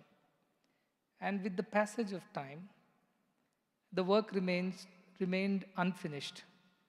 And so from Gaudapada to Govinda Bhagavad Pada to Shankara Bhagavad Pada, and then the parampara that continues till today to Bharati Tirtha Swamiji and Vidushoekara Swamiji, whom I had the great privilege of meeting, as he mentioned, in November 8th, by his efforts. I bow down in salutation to all their great work which they are doing in reviving, revitalizing, and spreading the Sanatana Dharma to all corners of the world today on behalf of all of us here.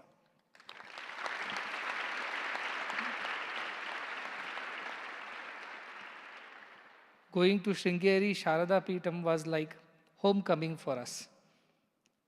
the land that was sanctified by the feet of Sri Adi Shankaracharya, about whom much our children have read and learnt about his life, his works.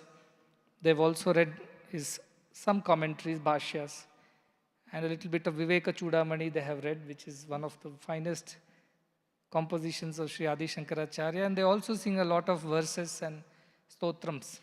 And Nirvana Shatakam is a daily part of our daily prayer. So we are all very grateful to Sri Adi Shankaracharya, who left behind such a rich legacy of Vedanta, Advaita Vedanta, in his works. And that legacy began spreading with the first Peetham that was established at Sringeri. Sringeri Sharada Peetham is the Adi Peetham of all the 4 Peethams that he ultimately, in his lifetime, he established. Sringeri Sharada Peetham was the first one.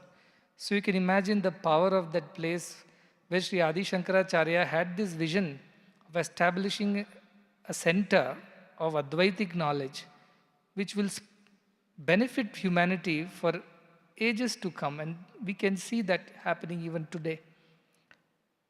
We went to the Veda Pathashala over there with a very little dream that someday we can establish a Veda Pathashala in Sathya Sai Grama on the lines of Sringeri Sharada Peetham, which has a Veda Pathashala more than a century old. You can only imagine how much of good work must have happened, how many priests, how many pandits have come out of that, and how this tradition has been kept up by their efforts. It was truly heartening. And Sri Gauri Shankar, he just came in with so much of humility and so much of sincerity. It was hard for me to believe that he is the CEO and the administrator of the place. For once I was shocked too, because of all of us in this mask, that it's very difficult to recognize who he was in the first go. But then I realized that he is the person behind so much of effort that is being put there with great humility and great sincerity, great passion. He took us around to every part of the place, spent a lot of time to explain to us what is going on, what has happened, and what is going to happen. And that really touched all our hearts. I think he has spoken so kindly about all of us. Much gratitude to you, sir. But I don't want to pay you in the same coin bag, but then I must tell that the kind of sincerity, passion, humility that we saw in you and all the people over there was very inspiring for all of us. And particularly one project of theirs caught my attention, which is Advaita Sharada project. And that is led by him and I'm sure a very, very skilled team of people from across the country, even abroad. And so it occurred to me that this knowledge of Advaita Sharada, which is a part of the Shodha Kendra, the research center there, must reach to everybody in the world. And that needs it to be translated into a language that most of the world is familiar with. So that is the reason why we requested him, is there a possibility of working together where we as a university can work alongside in bringing out the perfect possible translation. It's very difficult to translate something like Sanskrit, and that too a Vedantic Sanskrit, into an ordinary language of any country. But then an attempt will be made, is our opinion, so that everybody benefits even a little bit. Swalpamapyasya dharmasya. At least a little bit of that knowledge, that dharma that you're talking about, goes and reaches the last person on earth. Trayate mahato bhayat. Who knows, he may get rid of all the fear of samsara, all the fear of this samsara chakra that the boy was talking about. So that is the idea why we thought we should have that. And the other thing that we were very, very impressed by was the simple and very naturally done Veda Pathashala over there. It almost transported us probably 800 years ago or 1,000 years ago, whenever 1,200 years ago, when Adi Shankara would have come and imagined a place where children can learn, teachers can teach, a Gurukulam. It was very, very memorable experience for us.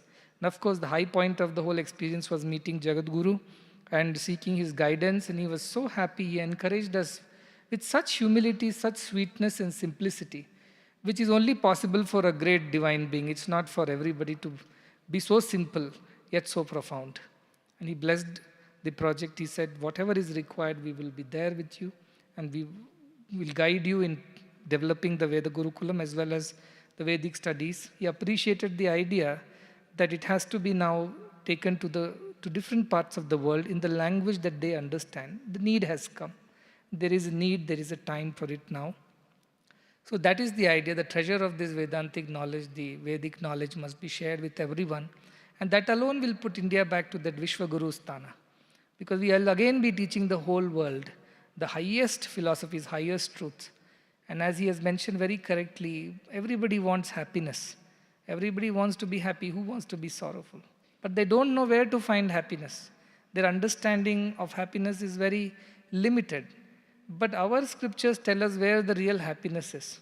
And because it's a youth meet, our Taittiriya Upanishad itself says, Yuva syat sadhu yuva dhyayakaha ashishto balishto drishtah tasyayam prithvi sarva vrittasya purna syat sa eko manusha anandaha. If you are young, if you are strong in body, very intelligent, very good and kind-hearted, and what else? You should be very learned. You should own the whole earth, not a village, not a country. And you should own the wealth, all the wealth of the earth. Then you get one unit of ananda called manushananda. Man's joy is only so much. We can't remain young forever, can we? We cannot own the whole earth, can we? We cannot earn all the wealth in the world, not possible. We cannot remain good all the time. We cannot be the most intelligent and strong. Then how can we even attain one unit of that ananda, which is manushananda? And then the Upanishad goes on. Then Manusha Gandharvananda, Deva Gandharvananda, and goes on till Prajapati, Brihaspati, and back, then Brahmananda. I multiply 10 to the power 20 times it is of Manushananda. But Upanishad gives us a very small shortcut to the same Ananda, Brahmananda. Every time it repeats, Shrotriyasya Chaka Mahatasya, the one who has learned the scriptures, and the one who is desireless. Such a person can attain the same quality of Ananda as Brahmananda. So simple, so simply put in our scriptures. Don't read the whole thing. Shrotriyasya chakahamatasya. Learn the truths of the Vedas, the Vedanta, and become desireless. It will be a natural outcome when you know the truth who you are. Where is the question of any desires? Kim dina iva dhavasi, he says Ashtavakra. Why will you run around like a beggar once you know who you are? Once you know the joy of that divinity that resides within.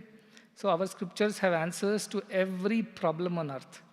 Name it and we can solve it using our Vedic scriptures, using our Dharma Shastras. And that knowledge must reach to the last youth on this planet. Because this planet is inhabited, almost 40% to 45% people are young people, children, teens, adolescents, or young adults, youths. They need direction in life. And we have failed them in the last century. We didn't direct them correctly. We ourselves did not know where we were going. So it's like blind leading the blind. Andhainaiva niyamana yathanda. Blind leading the blind has happened. Time has come now to revive our culture, our scriptures, and take this knowledge to all parts of the world. In this direction, we sought the support, guidance, advice of Gauri Shankarji, and of course the blessings of Jagat Guru to continue and to tread this path, and they have given their support and blessings. We are very, very grateful to Sringeri Sharada Peetham and Sri Gauri Shankarji and of course Jagat Guru for his blessings to embark on this journey. Very shortly, we will work with you closely to design the Veda Pathashala, and I had a desire that we should bring the Sri Sharada from there as it is here. The exact replica of the Sharada Peetham should be built here. He said, we will guide you exactly how to do it. And they have built a lot of Peethams around the world.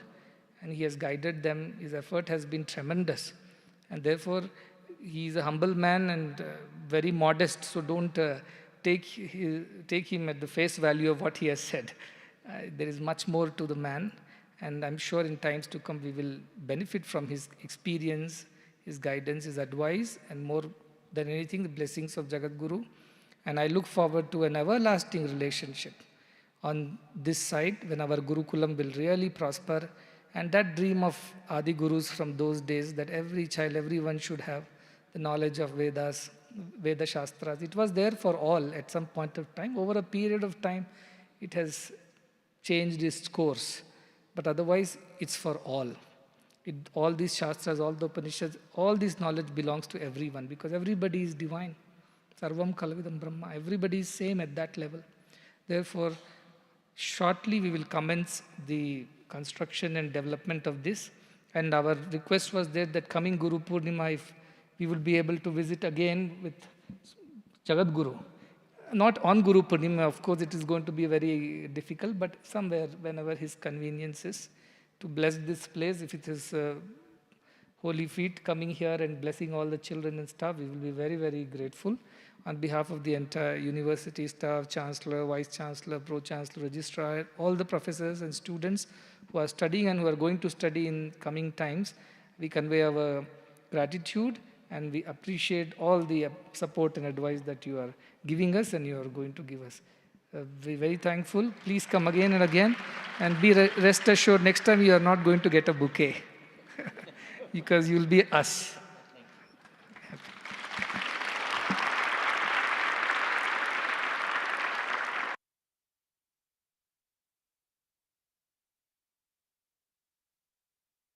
We will now have a short break of 10 minutes, after which there will be a cultural offering by the Kalakshetra Foundation on Jatayu Moksham.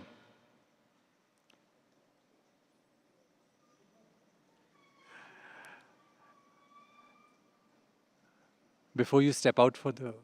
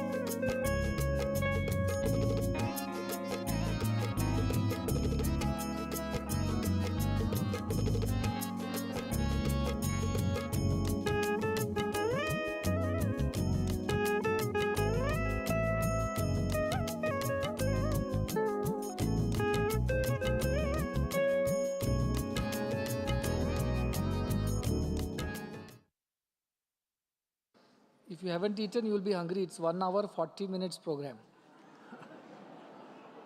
We don't want to carry you back to your hostels. You have to walk back on your own 2 feet.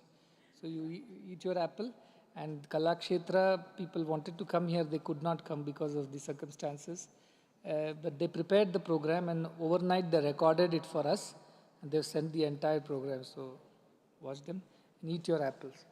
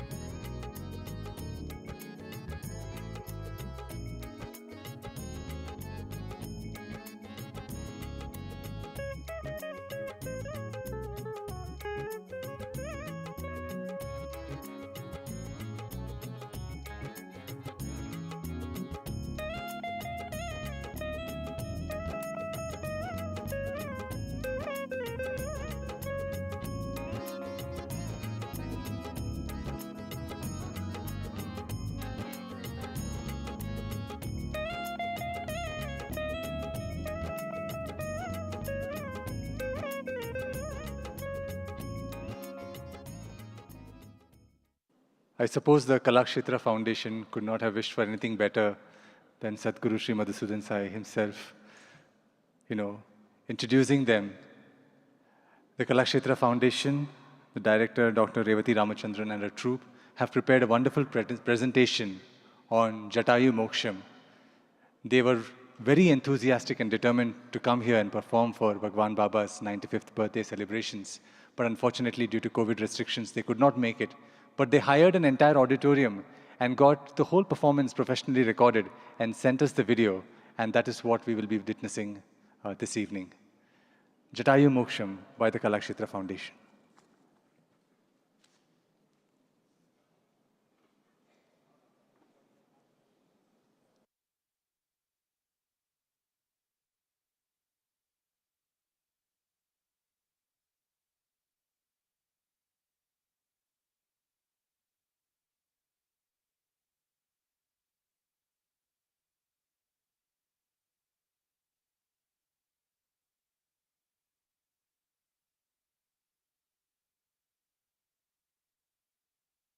Namaskaram. Kalakshetra Foundation presents Jatayu Moksham for the 95th birthday celebration of Bhagawan Shri Sathya Sai Baba on the occasion of Adi Rudra Maha Yajnam, which happens once in every 5 years. Jatayu Moksham was choreographed by Srimati Rukmini Devi Arundel in the year 1965. Music was composed by Shri Mysore Vasudevacharya.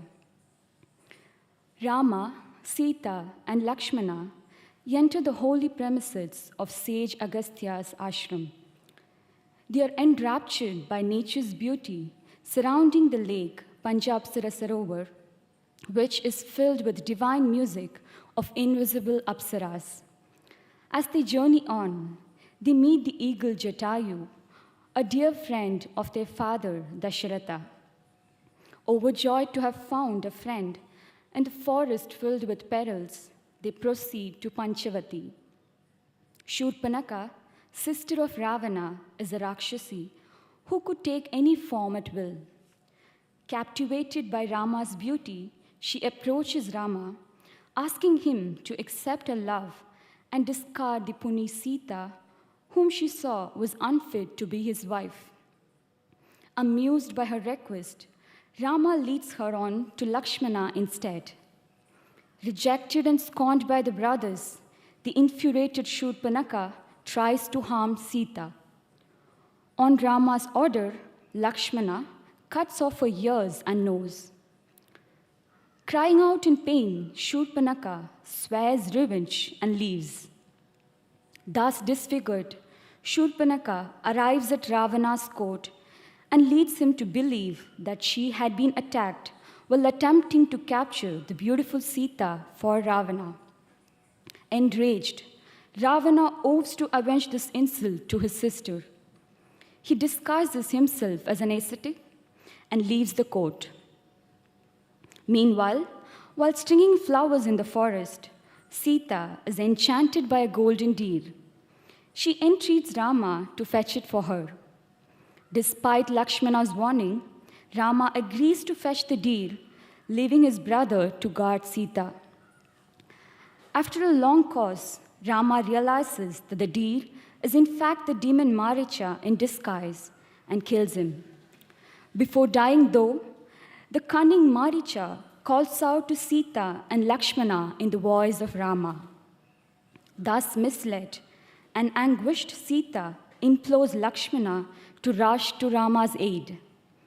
Lakshmana at first refuses to leave her unguarded and tries to pacify her. But goaded by her cruel words, he finally leaves the ashram in search of his brother. Just then, Ravana appears before Sita in guise of an ascetic. Unaware, Sita receives him with due respect, but is dismayed to discover his true identity. When Sita angrily spurns his amorous advance, Ravana attacks her. Roused by Sita's cry for help, Jatayu arrives to challenge Ravana. In the fierce fight that ensues, Ravana minds Jatayu, who falls to the earth mortally wounded. The helpless Sita is carried off to Lanka. Searching the forest, Rama and Lakshmana come upon their noble friend lying on the ground, who breathes his last after informing them of Sita's abduction. The musicians accompanying today's performance are on Natavangam, Shri K.P. Rakesh, on vocal, Shri K. Sai Shankar and Shri Mithun, on Mridangam, Shri K.P. Anil Kumar, on violin, Shri Shiva Kumar, on flute, Shri T. Shashidhar. The dancers, Pancha Apsaras, Kumari Krishna, Malavika, Mamta, Athina, and Pavitra. As Shri Rama, Shri Girish. As Lakshmana, Shri Srinath. Sita, Kumari Anju. Jatayu, Shri Sai Krishnan. Shurpanaka, Srimati Shri Devi. Ravana, Shri Jai Krishnan. Ravana's court dances, Kumari Rama, Ardra, Sakshi, and Ganashri. Ravana's court attendants, Shri Rajkamal, Jishnu. Ravana as Sannyasi, Shri Haripadman. Golden Deer, Kumari Janet. Kinnaras, Kumari Anjana, Kavyashri, Vidya, and Anagha. Costume in charge, Srimati Anandi, Vidya. Lights, Shri Venkatesh. Sound, Shri Manoharan. Backstage assistants, Shri Katavarayan, Shri Xavier, Shri Mahendran, Shri Vivek, Srimati Chennamma, Srimati Shanti. Outreach coordinator, Shri Vardhan. Theatre manager, Kumari Madhumati. Presenting to you Jatayu Moksham by the artist of Kalakshetra Foundation.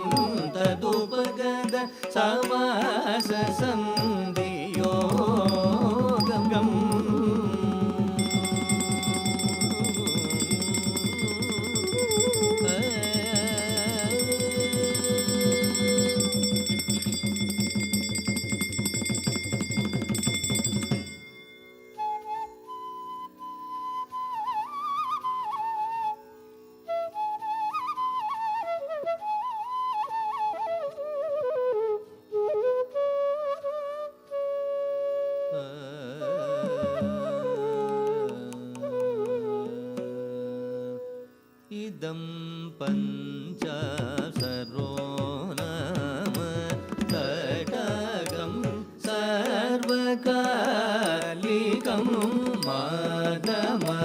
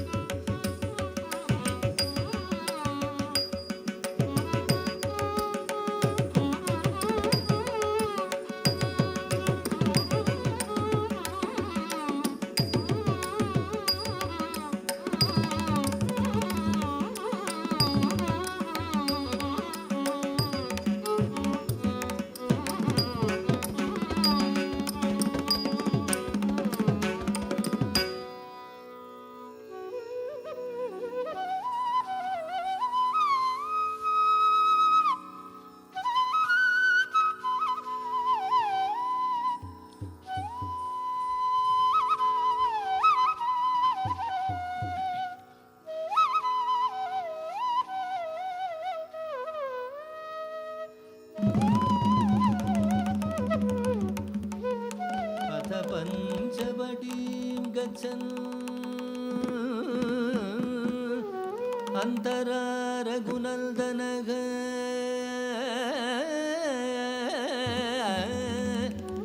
आससाद महाकायं गृध्रं भीमपराक्रमम्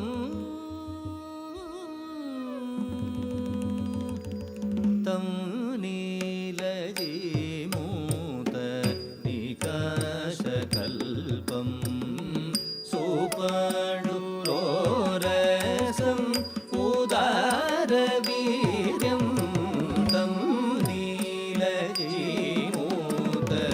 निकाशकल्पं सुपाण्डुरोरसम् उदारवीर्यं तं नीलजीमूत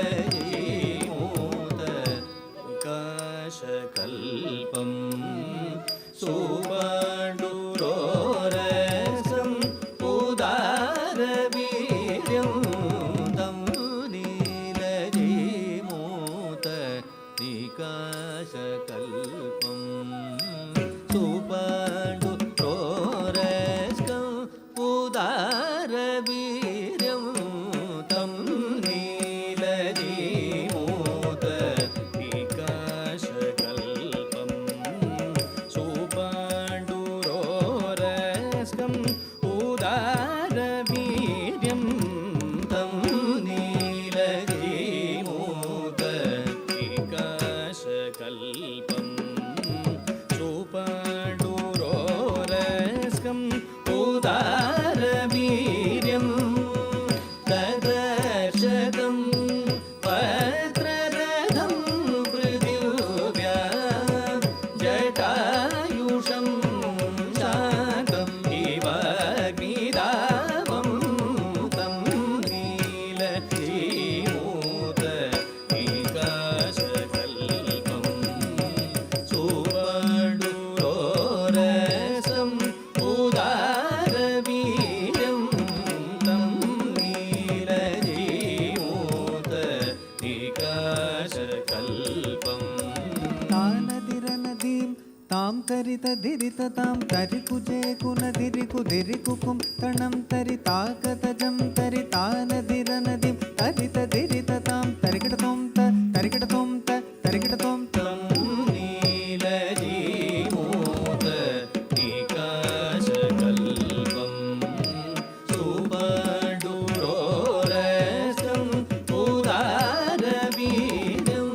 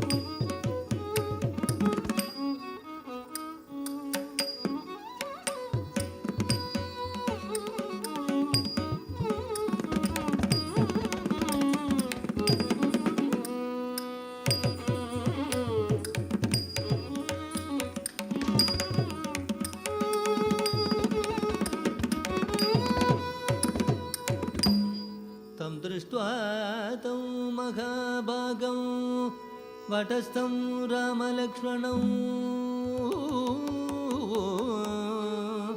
मेनाते राक्षसं पक्षिं ब्रुवाणो को भवानिति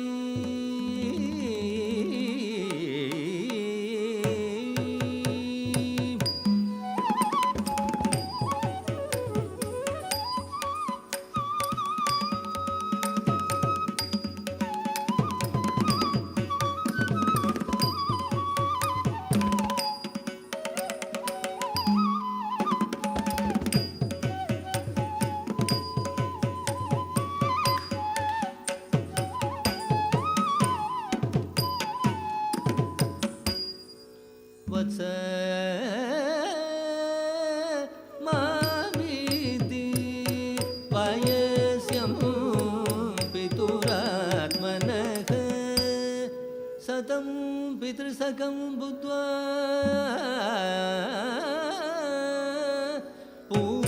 पूजयामास राघवः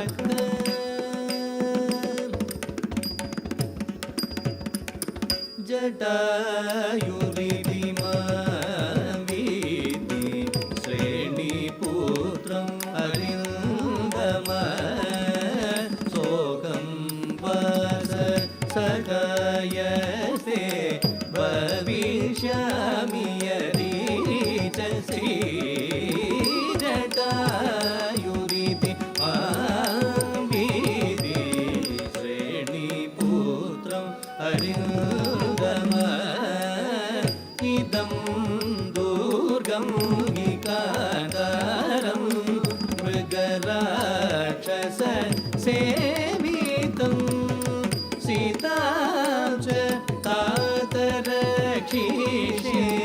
त्वय्याते सक्ष्मणे जटायुरिति माविति श्रेणीपुत्रं अरिन्दम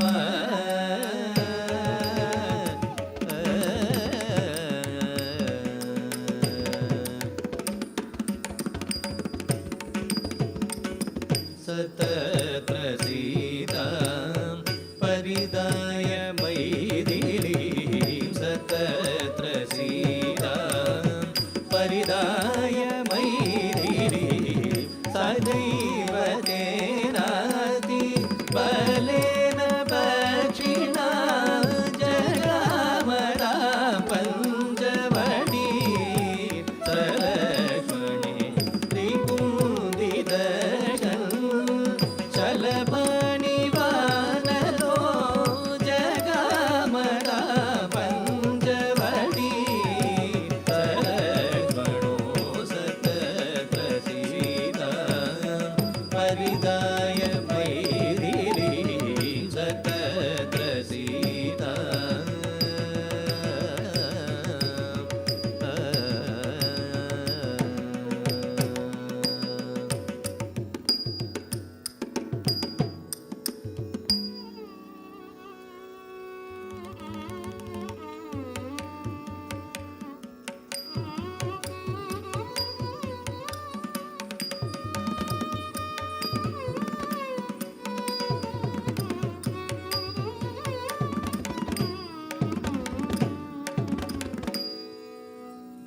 सा तु शूर्पणखा नाम दशग्रीवस्य रक्षसः सा तु शूर्पणखा नाम दशग्रीवस्य रक्षसः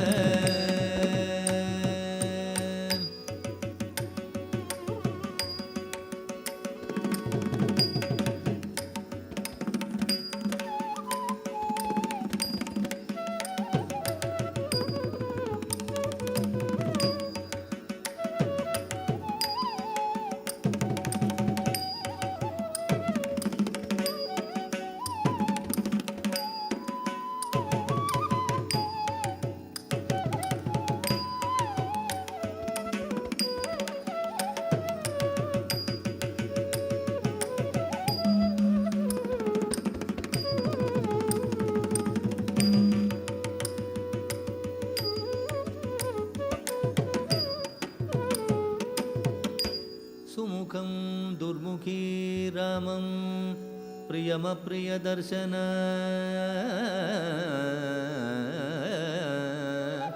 तरुणं राममासाद्यं ददर्श त्रिदशोपमम्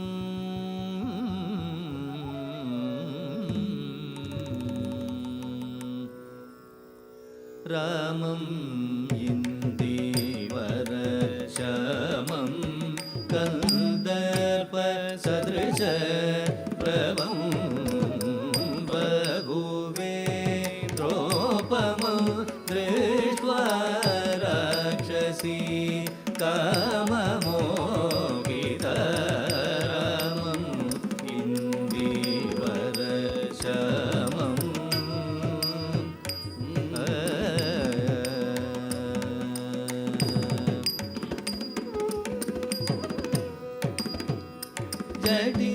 तापसवेशेण तवर्य शरचापदृत् आगतस्त्वमिमं देशं कथं राक्षससेवितं जडितापसवेशेण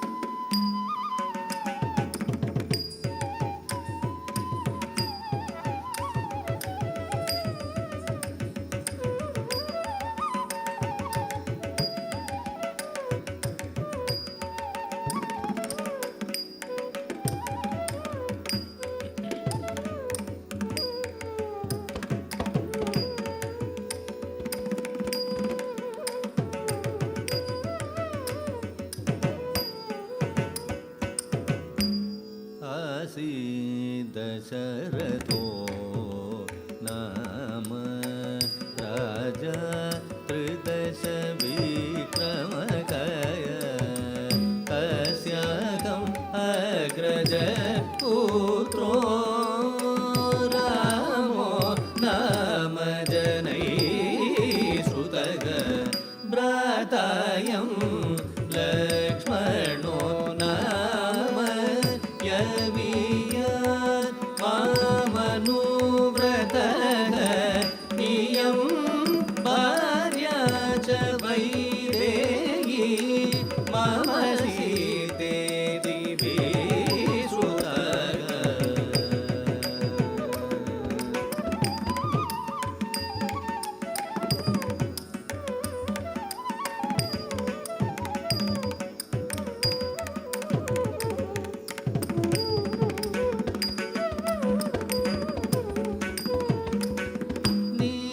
नियोगातु नरेन्द्रस्य पितु मातुशयन्द्रितः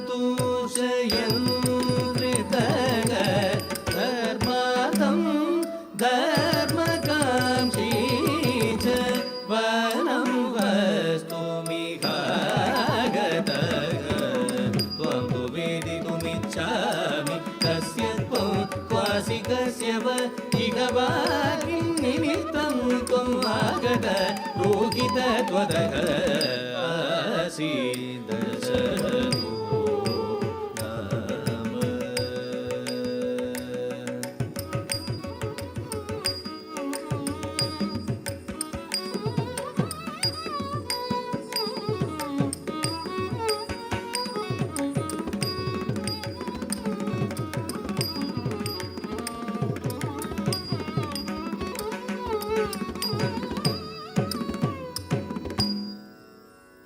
अहं शूर्पणखा नाम राक्षसी हडं कुतक तिकुतकत थिंगिण तुम तच्छे कुतछे कुतरे कुतछम जे कुतछम तरे कुतछम तछम तछे कुतछे कुतरे कुतछम जे कुतछम तरे कुतछम तछम धणे कुकेटे कुतरे कुतकडतकतुम तद्धणे कुकेटे कुतरे कुतकडतकतुम तद्धिद्धणे कुकेटे कुतरे कुतकडतकतुम। अहं शूर्पणखा नाम राक्षसी कामरूपिणी रावणो नाम मे भ्राता यदि ते श्रोत्रमागतः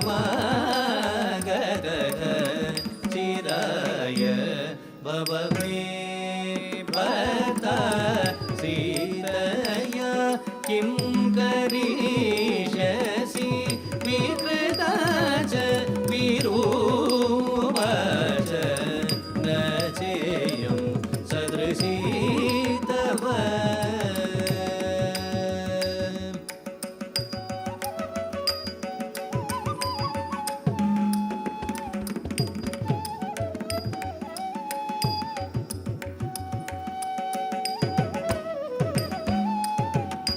कृतदारोऽस्मि भवति वरेयम् धडं कुतक थिक्कु तकत थिंगिण्ण तुम तारि तकिण्ण झम ततरि तकिण्ण झम तचम तकचम तितकचम तितकिण्ण झम तटि कुकुम तटि कुम तटि तकुम तटि झम तत्रुगुडुतुम तारि तरि तकिण्ण झम ततरि तरि तकिण्ण झम झम तत्रुगुडुतुम धडं कुतुम झम तत्रुगुडुतुम धडं कुतुम झम तत्रुगुडुतुम धडं कुतुम कृतदारोऽस्मि भवति वरेयं दयिता मम श्रीमान् अकृतदारश्च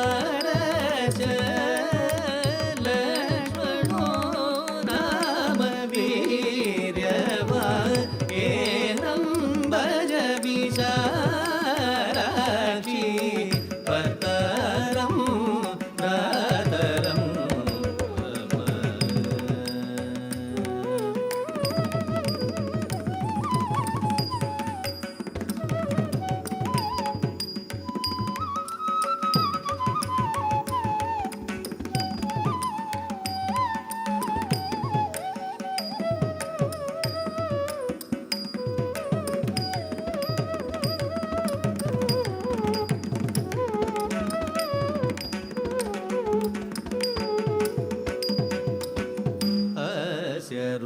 रूपस्यते युक्ता भार्यागं वरवर्णिनी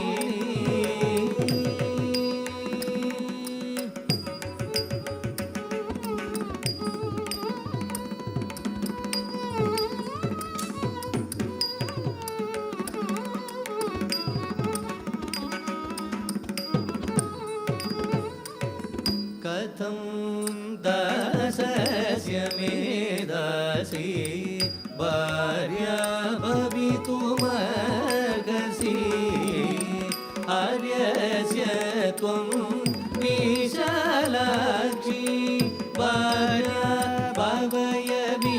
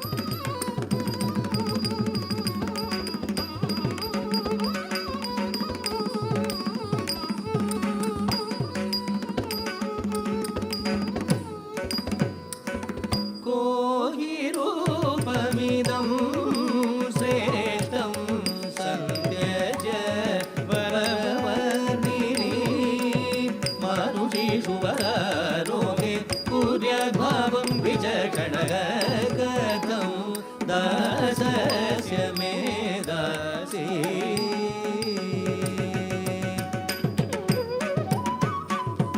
इमां विरूपाम् असतीं कराळां निन्नतोदरी वृद्धां भार्यामवगम्य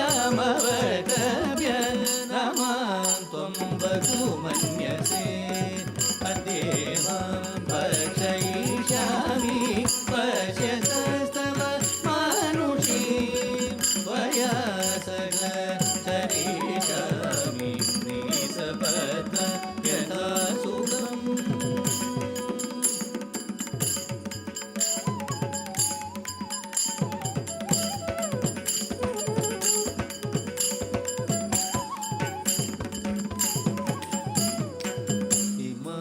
विरूपाम् असति अतिमदामहोदरी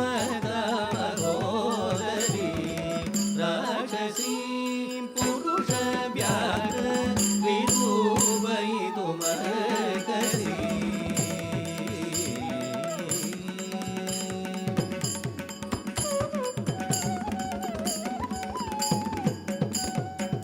इत्युक्तो लक्ष्मणस्तस्य कृतो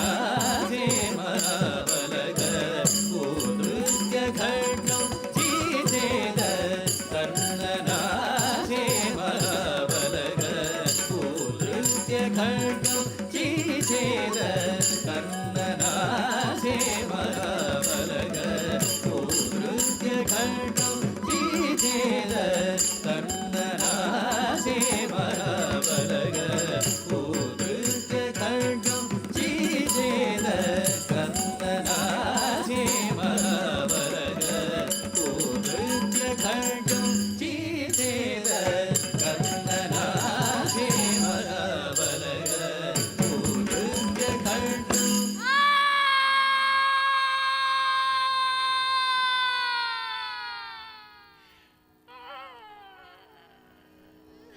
उद्धृत्य खड्गं चीचेद कर्णनासे महाबलग उद्धृत्य खड्गं चीचेद कर्णनासे महाबलग उद्धृत्य खड्गं चीचेद कर्णनासे महाबलग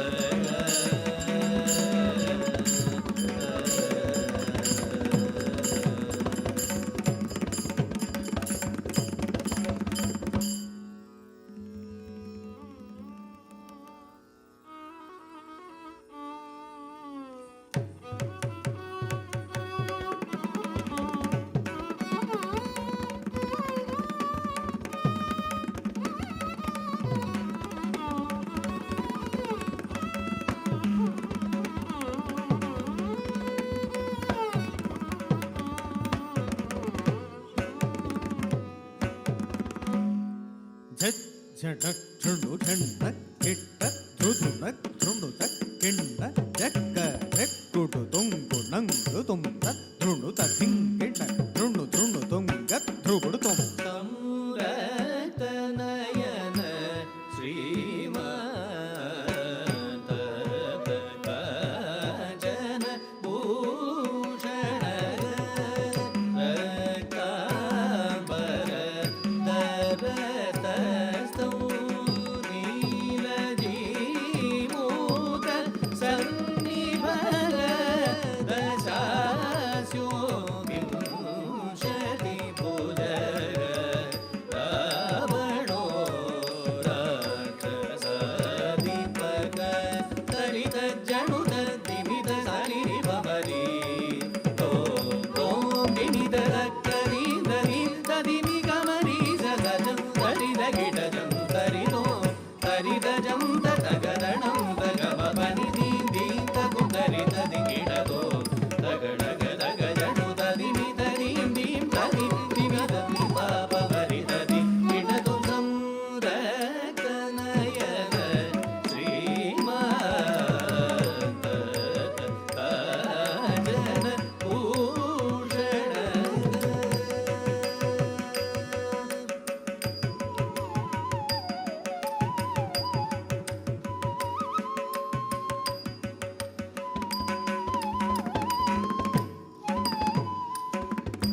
दीं तन दीरन दीं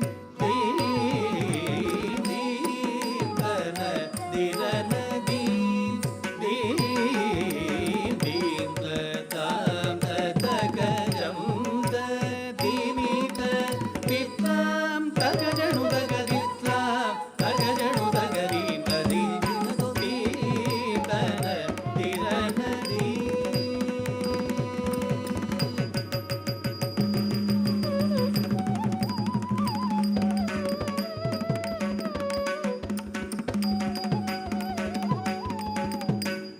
तत शूर्पणखा दीन राक्षसी शोणितोषिता भ्रातु समीपे शोकत ससजनिनतं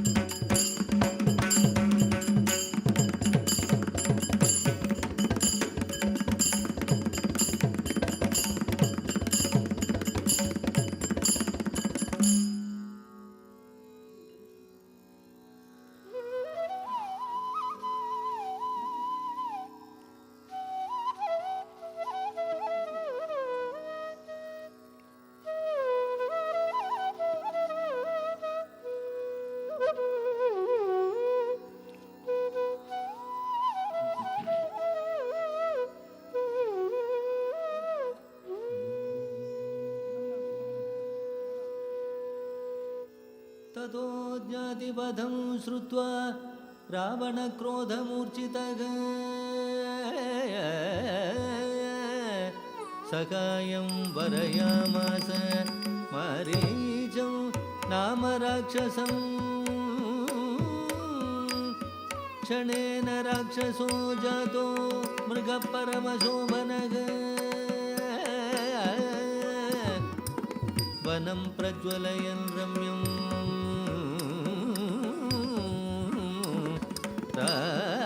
रामाश्रमपदं च तत्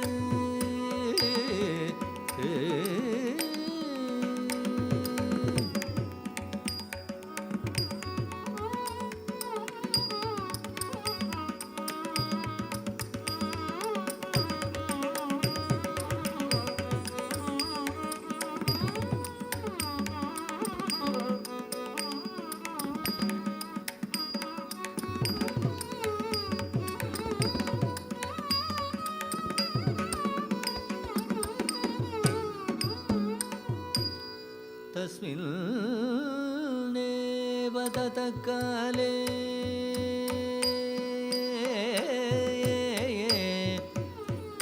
वैदेही शुभलोचना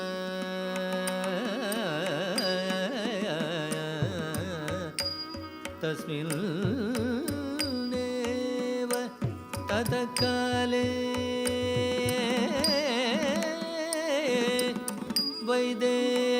वैदेही शुभलोचना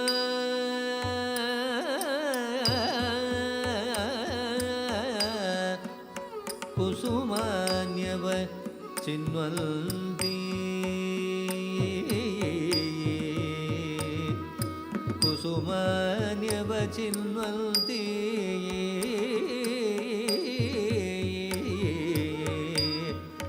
चचार रुचिरानना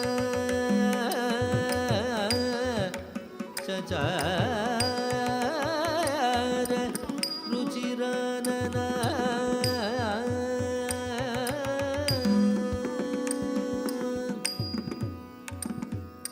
तज्जं तृदगों तज्जं तज्जं तृदगों तद्दीमितो दीमित तगजनु दीमि तरिगिड तुम तक दिविगिड तदीमितो पीत पीना किसलया बन्वा तन्विचचारग गत्वा मुहूर्तं त्वरया पुनः प्रतिनिवर्तते तज्जं तृदगों तज्जं तज्जं तृदगों तद्दीमितो दीमित तगजनु दीमि दरिगिड तुम तक दिमिगिड तदीमितो परिभ्रमति चित्राणि मण्डलानि विनिष्पतं समाश्रयन् मन्दगतिं विचचार यथा सुखं तज्जं तृदगों तज्जं तज्जं तृदगों तद्दीमितो दीमित तगजनु दीमि दरिगिड तुम तक दिमिगिड तदीमितो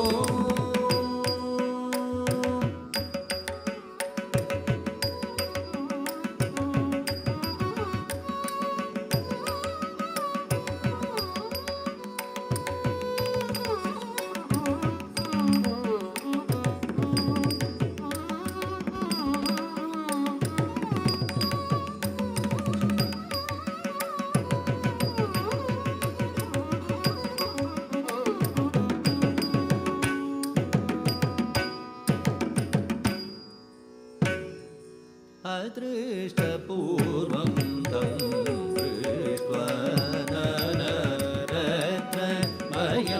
मृगं भर्तारमपि चक्रन्द लक्ष्मणं चैव सायुधम्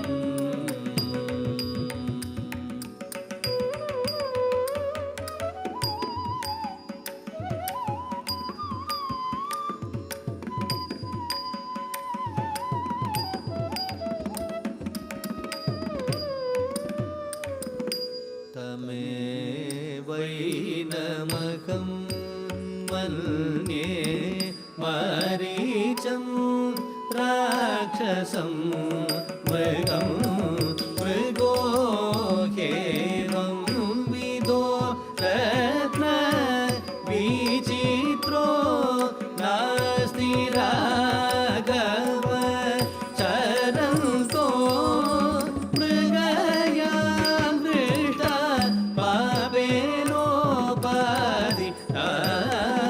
वने हरेण निगता रामग अजानक कामरूपिणा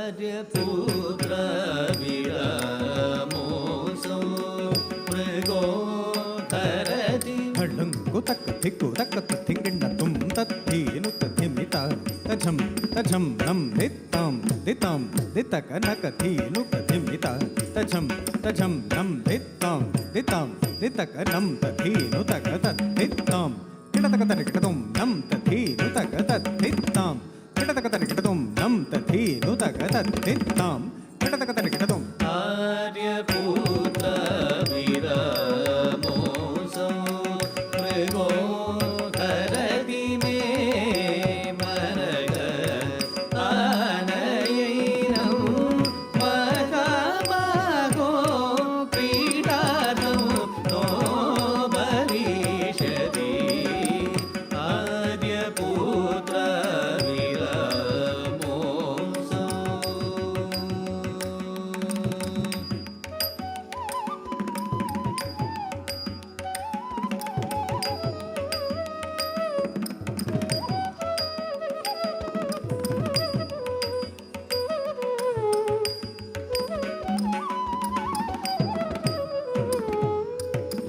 पश्य लक्ष्मण वैदेह्य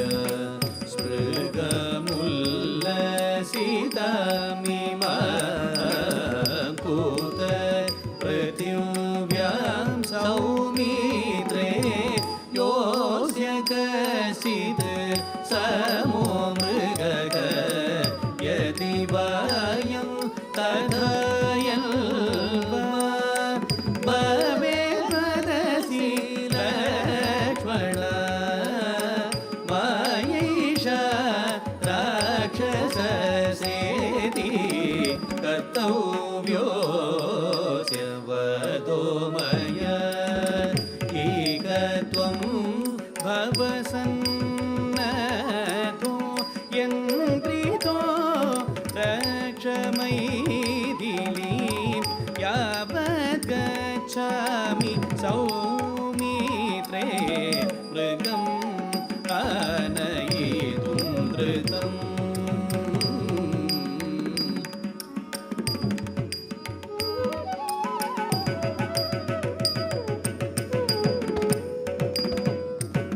बद्धासि धनुराय प्रदुत्राव यदो मृगः बद्धासि धनुराय प्रदुत्राव यदो मृगः बद्धासि धनुराय प्रदुत्राव यदो मृगः दर्शनेनैव सोपकर्षत राघवं दर्शनेनैव सोपकर्षत राघवम्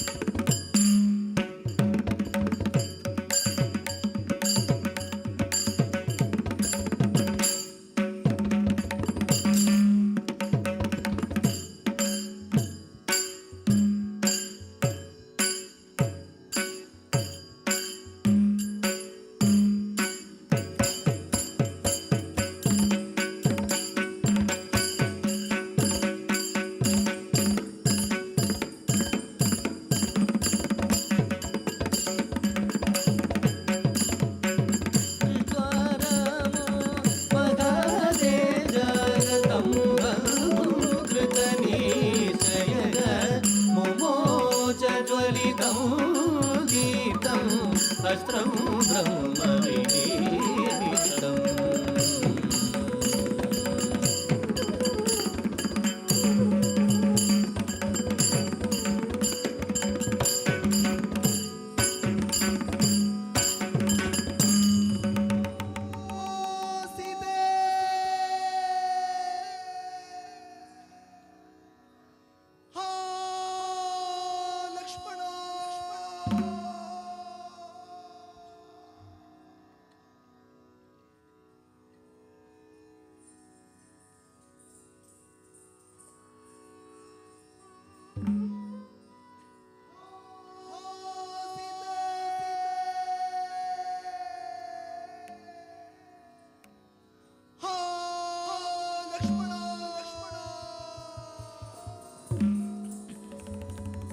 आर्तस्वरं तु तं भर्तुर्विज्ञाय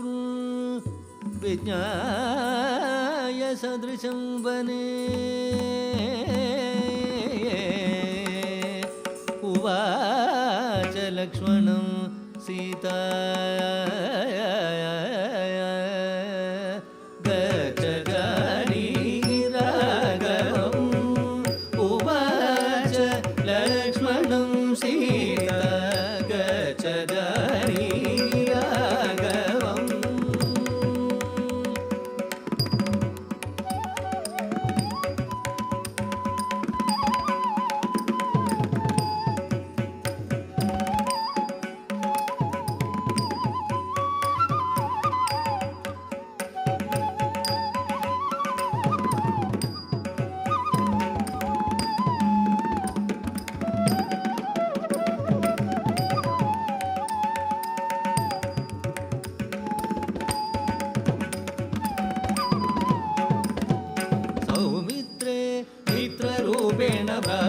स्वमसि शत्रुवत् यस्त्वमस्याम् अवस्थायां प्रातरं नाविमध्यसे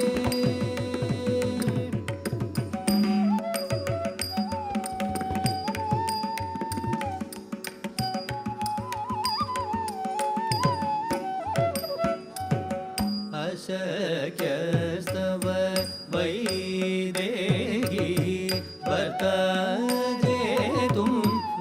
संशयः न त्वास्मिन् वने गातुं पूसगे राघवं विना आगमिष्यति ते भर्ता शीघ्रं हत्वा मृगोत्तमं न च तस्य स्वरो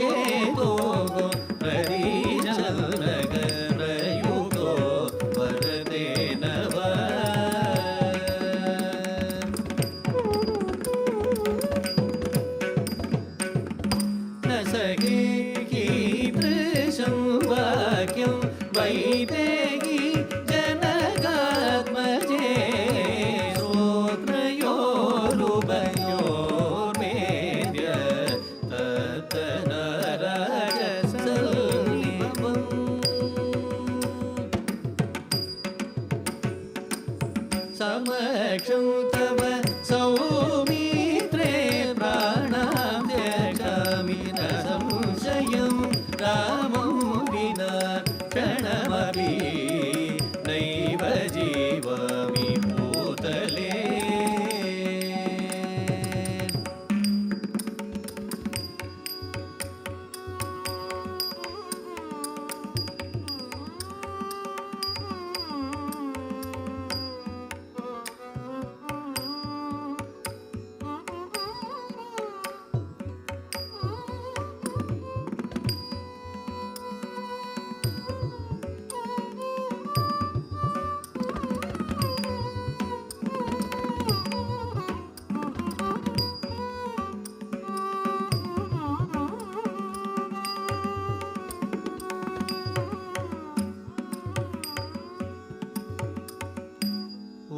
उत्तरं नोत्सहे वक्तुं दैवतं भवति मम गच्छामि यत्र काकुत्स्थः स्वस्तिते अस्तु वरानने उत्तरं नोत्सहे वक्तुं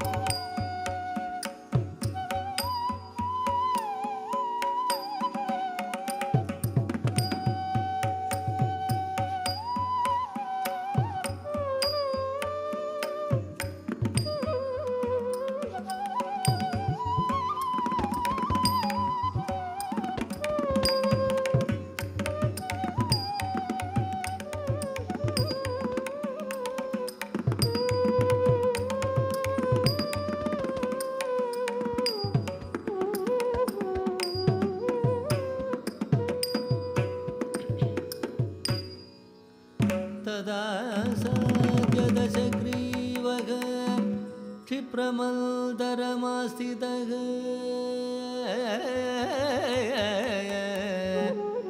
श्लक्ष्णकाषाय संवीतः शिखी चक्री उपानयी वामे चंसे अवसज्जात शुभे अष्टिकमण्डलू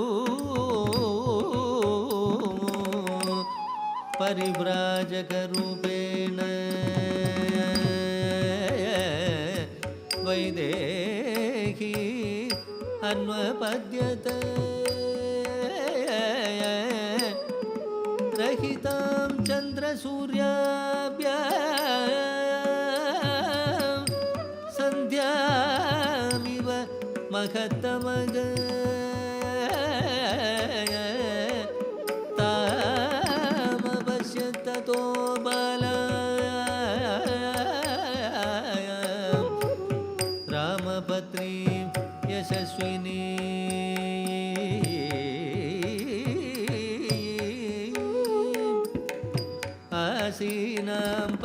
शालायां बाष्पशोकाभिपीडिता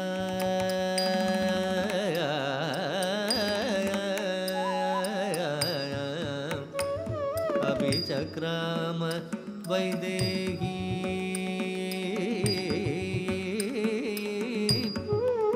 रहिते राक्षसादिपग रहिते राक्षसादिपग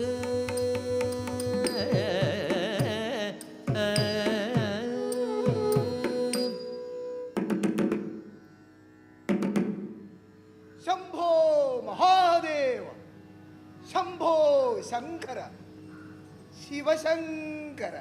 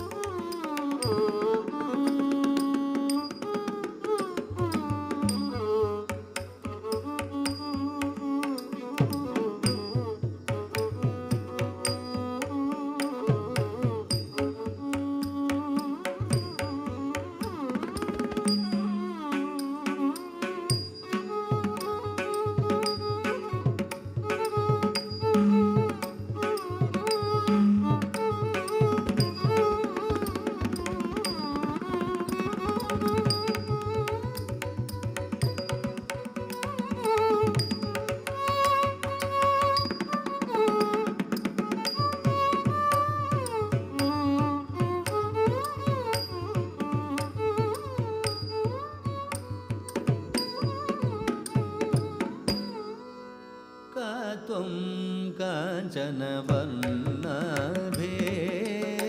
पीतर कौशेयवासिनी काशिकस्य कूतश्च त्वं किं निमित्तं च दण्डकार्ये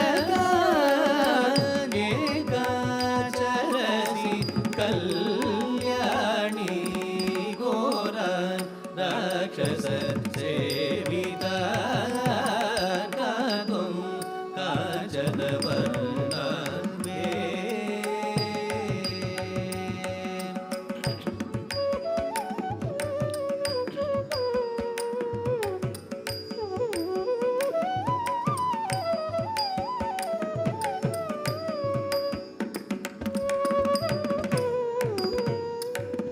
दुहिता जनकस्यागं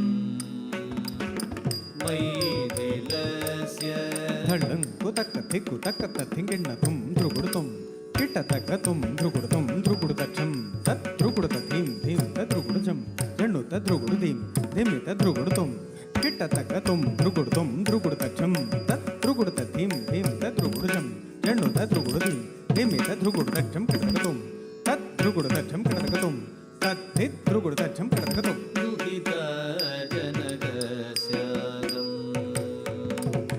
मैथिलस्य महात्मनः दुहिता जनकस्यागं सीतां नाम्नास्मि भद्रं ते रामस्य महिषी प्रिया दुहिता जनकस्यागम् आगमिष्यति मे भर्ता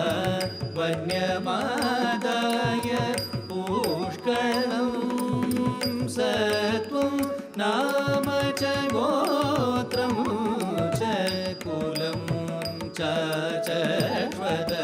त्वदः दुहित जनकस्याहम् मैथिलस्य मगात्मनः दुहित जनकस्याहम्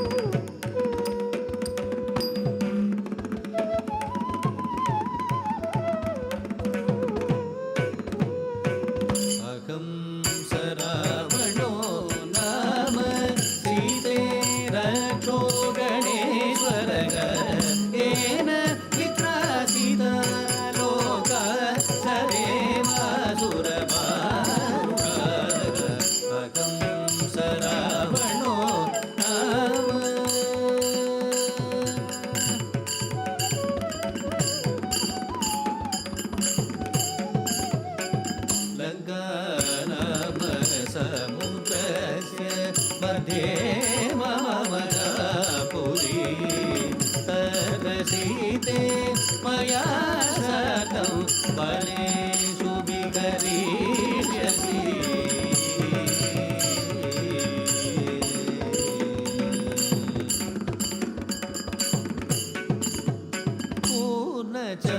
पूर्णचन्द्रनं रामं राजवत्सं जितेन्द्रियं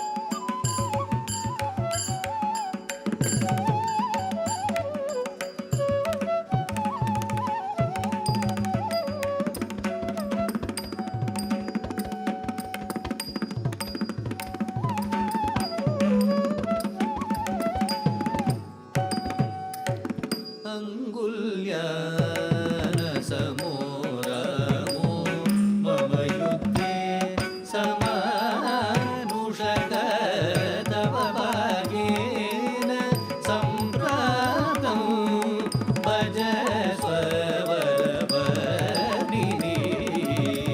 भज स्ववरवर्णिनी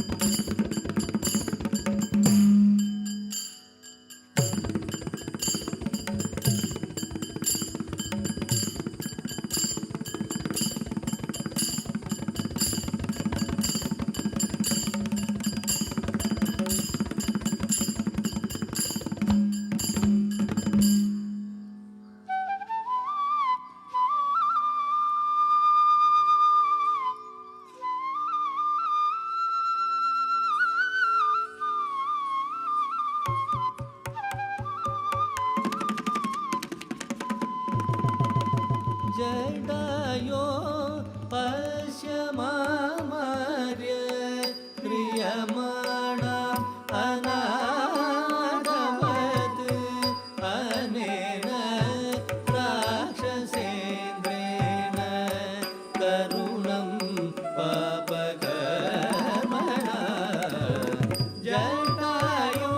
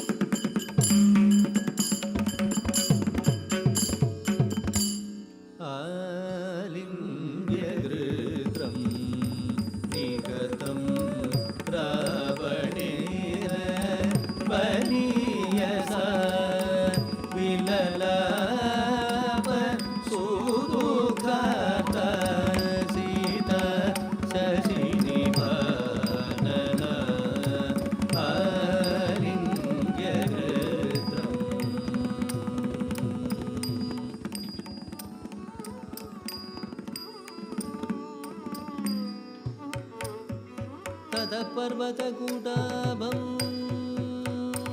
महाभागं द्विजोत्तमं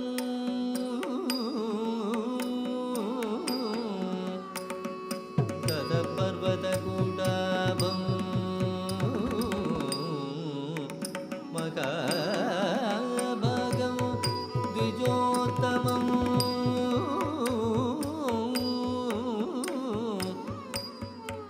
ददर्श पतितं भूमौ ददर्श पतितं भूमौ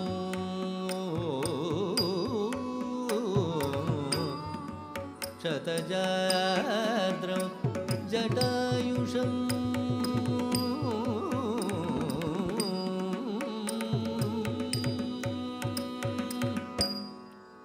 सीताम् अभ्यवपन्नोगं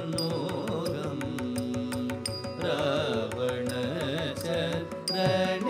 प्रभो परिश्रान्तस्य मे तार पक्षौ चिद्वास राक्षसः सीतावादाय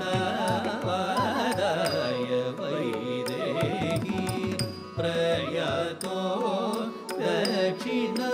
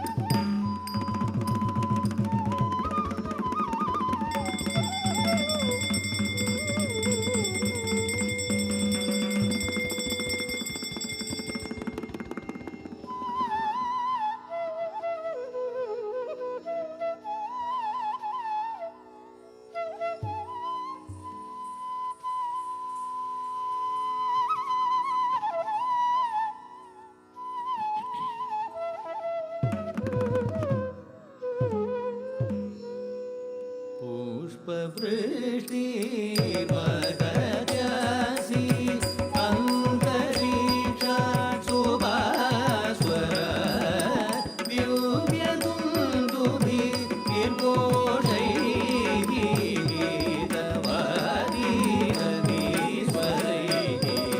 दिव्यदुन्दुभिः निर्घोषैः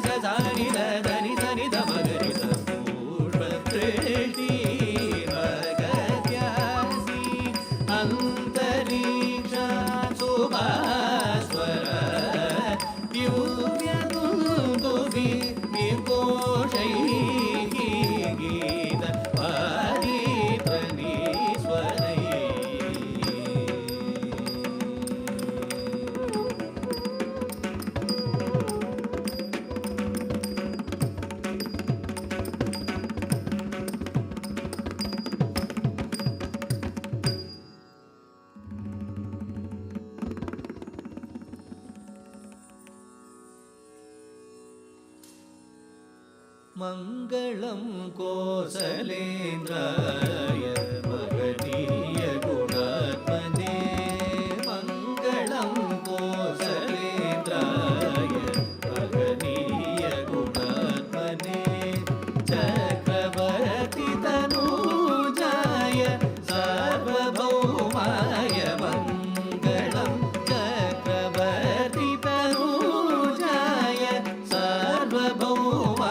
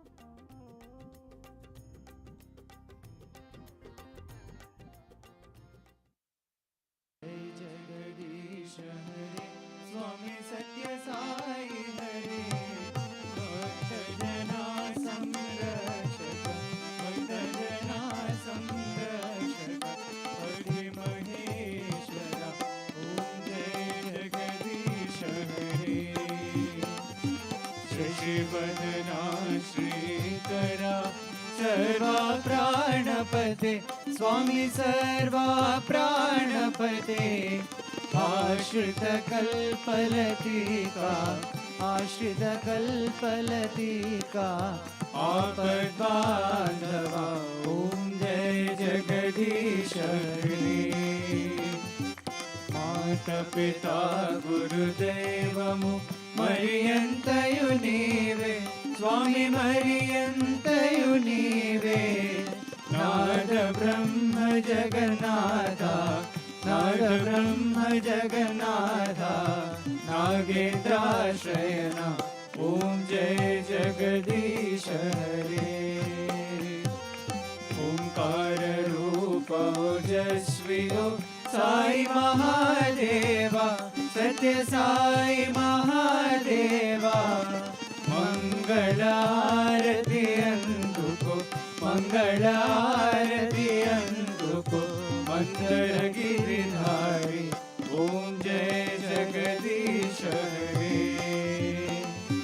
नारायण नारायण ओम सत्य नारायण नारायण नारायण ओम नारायण नारायण ओम सत्य नारायण नारायण ओम सत्य नारायण नारायण ओम जय सद्गुरुदेवा नारायण नारायण ओम सत्य नारायण नारायण नारायण ओम नारायण नारायण ओम सत्य नारायण नारायण ओम सत्य नारायण नारायण ओम जय सद्गुरुदेवा नारायण नारायण ओम सत्य नारायण नारायण नारायण ओम नारायण नारायण ओम सत्य नारायण नारायण ओम सत्य नारायण नारायण ओम जय सद्गुरुदेवा ओम शांति शांति शांति समस्त लोका सुखिनो भवन्तु समस्त लोका सुखिनो भवन्तु समस्त लोका सुखिनो भवन्तु ओम शांति शांति शांति जय बोलो भगवान श्री सत्य साई बाबा जी की जय।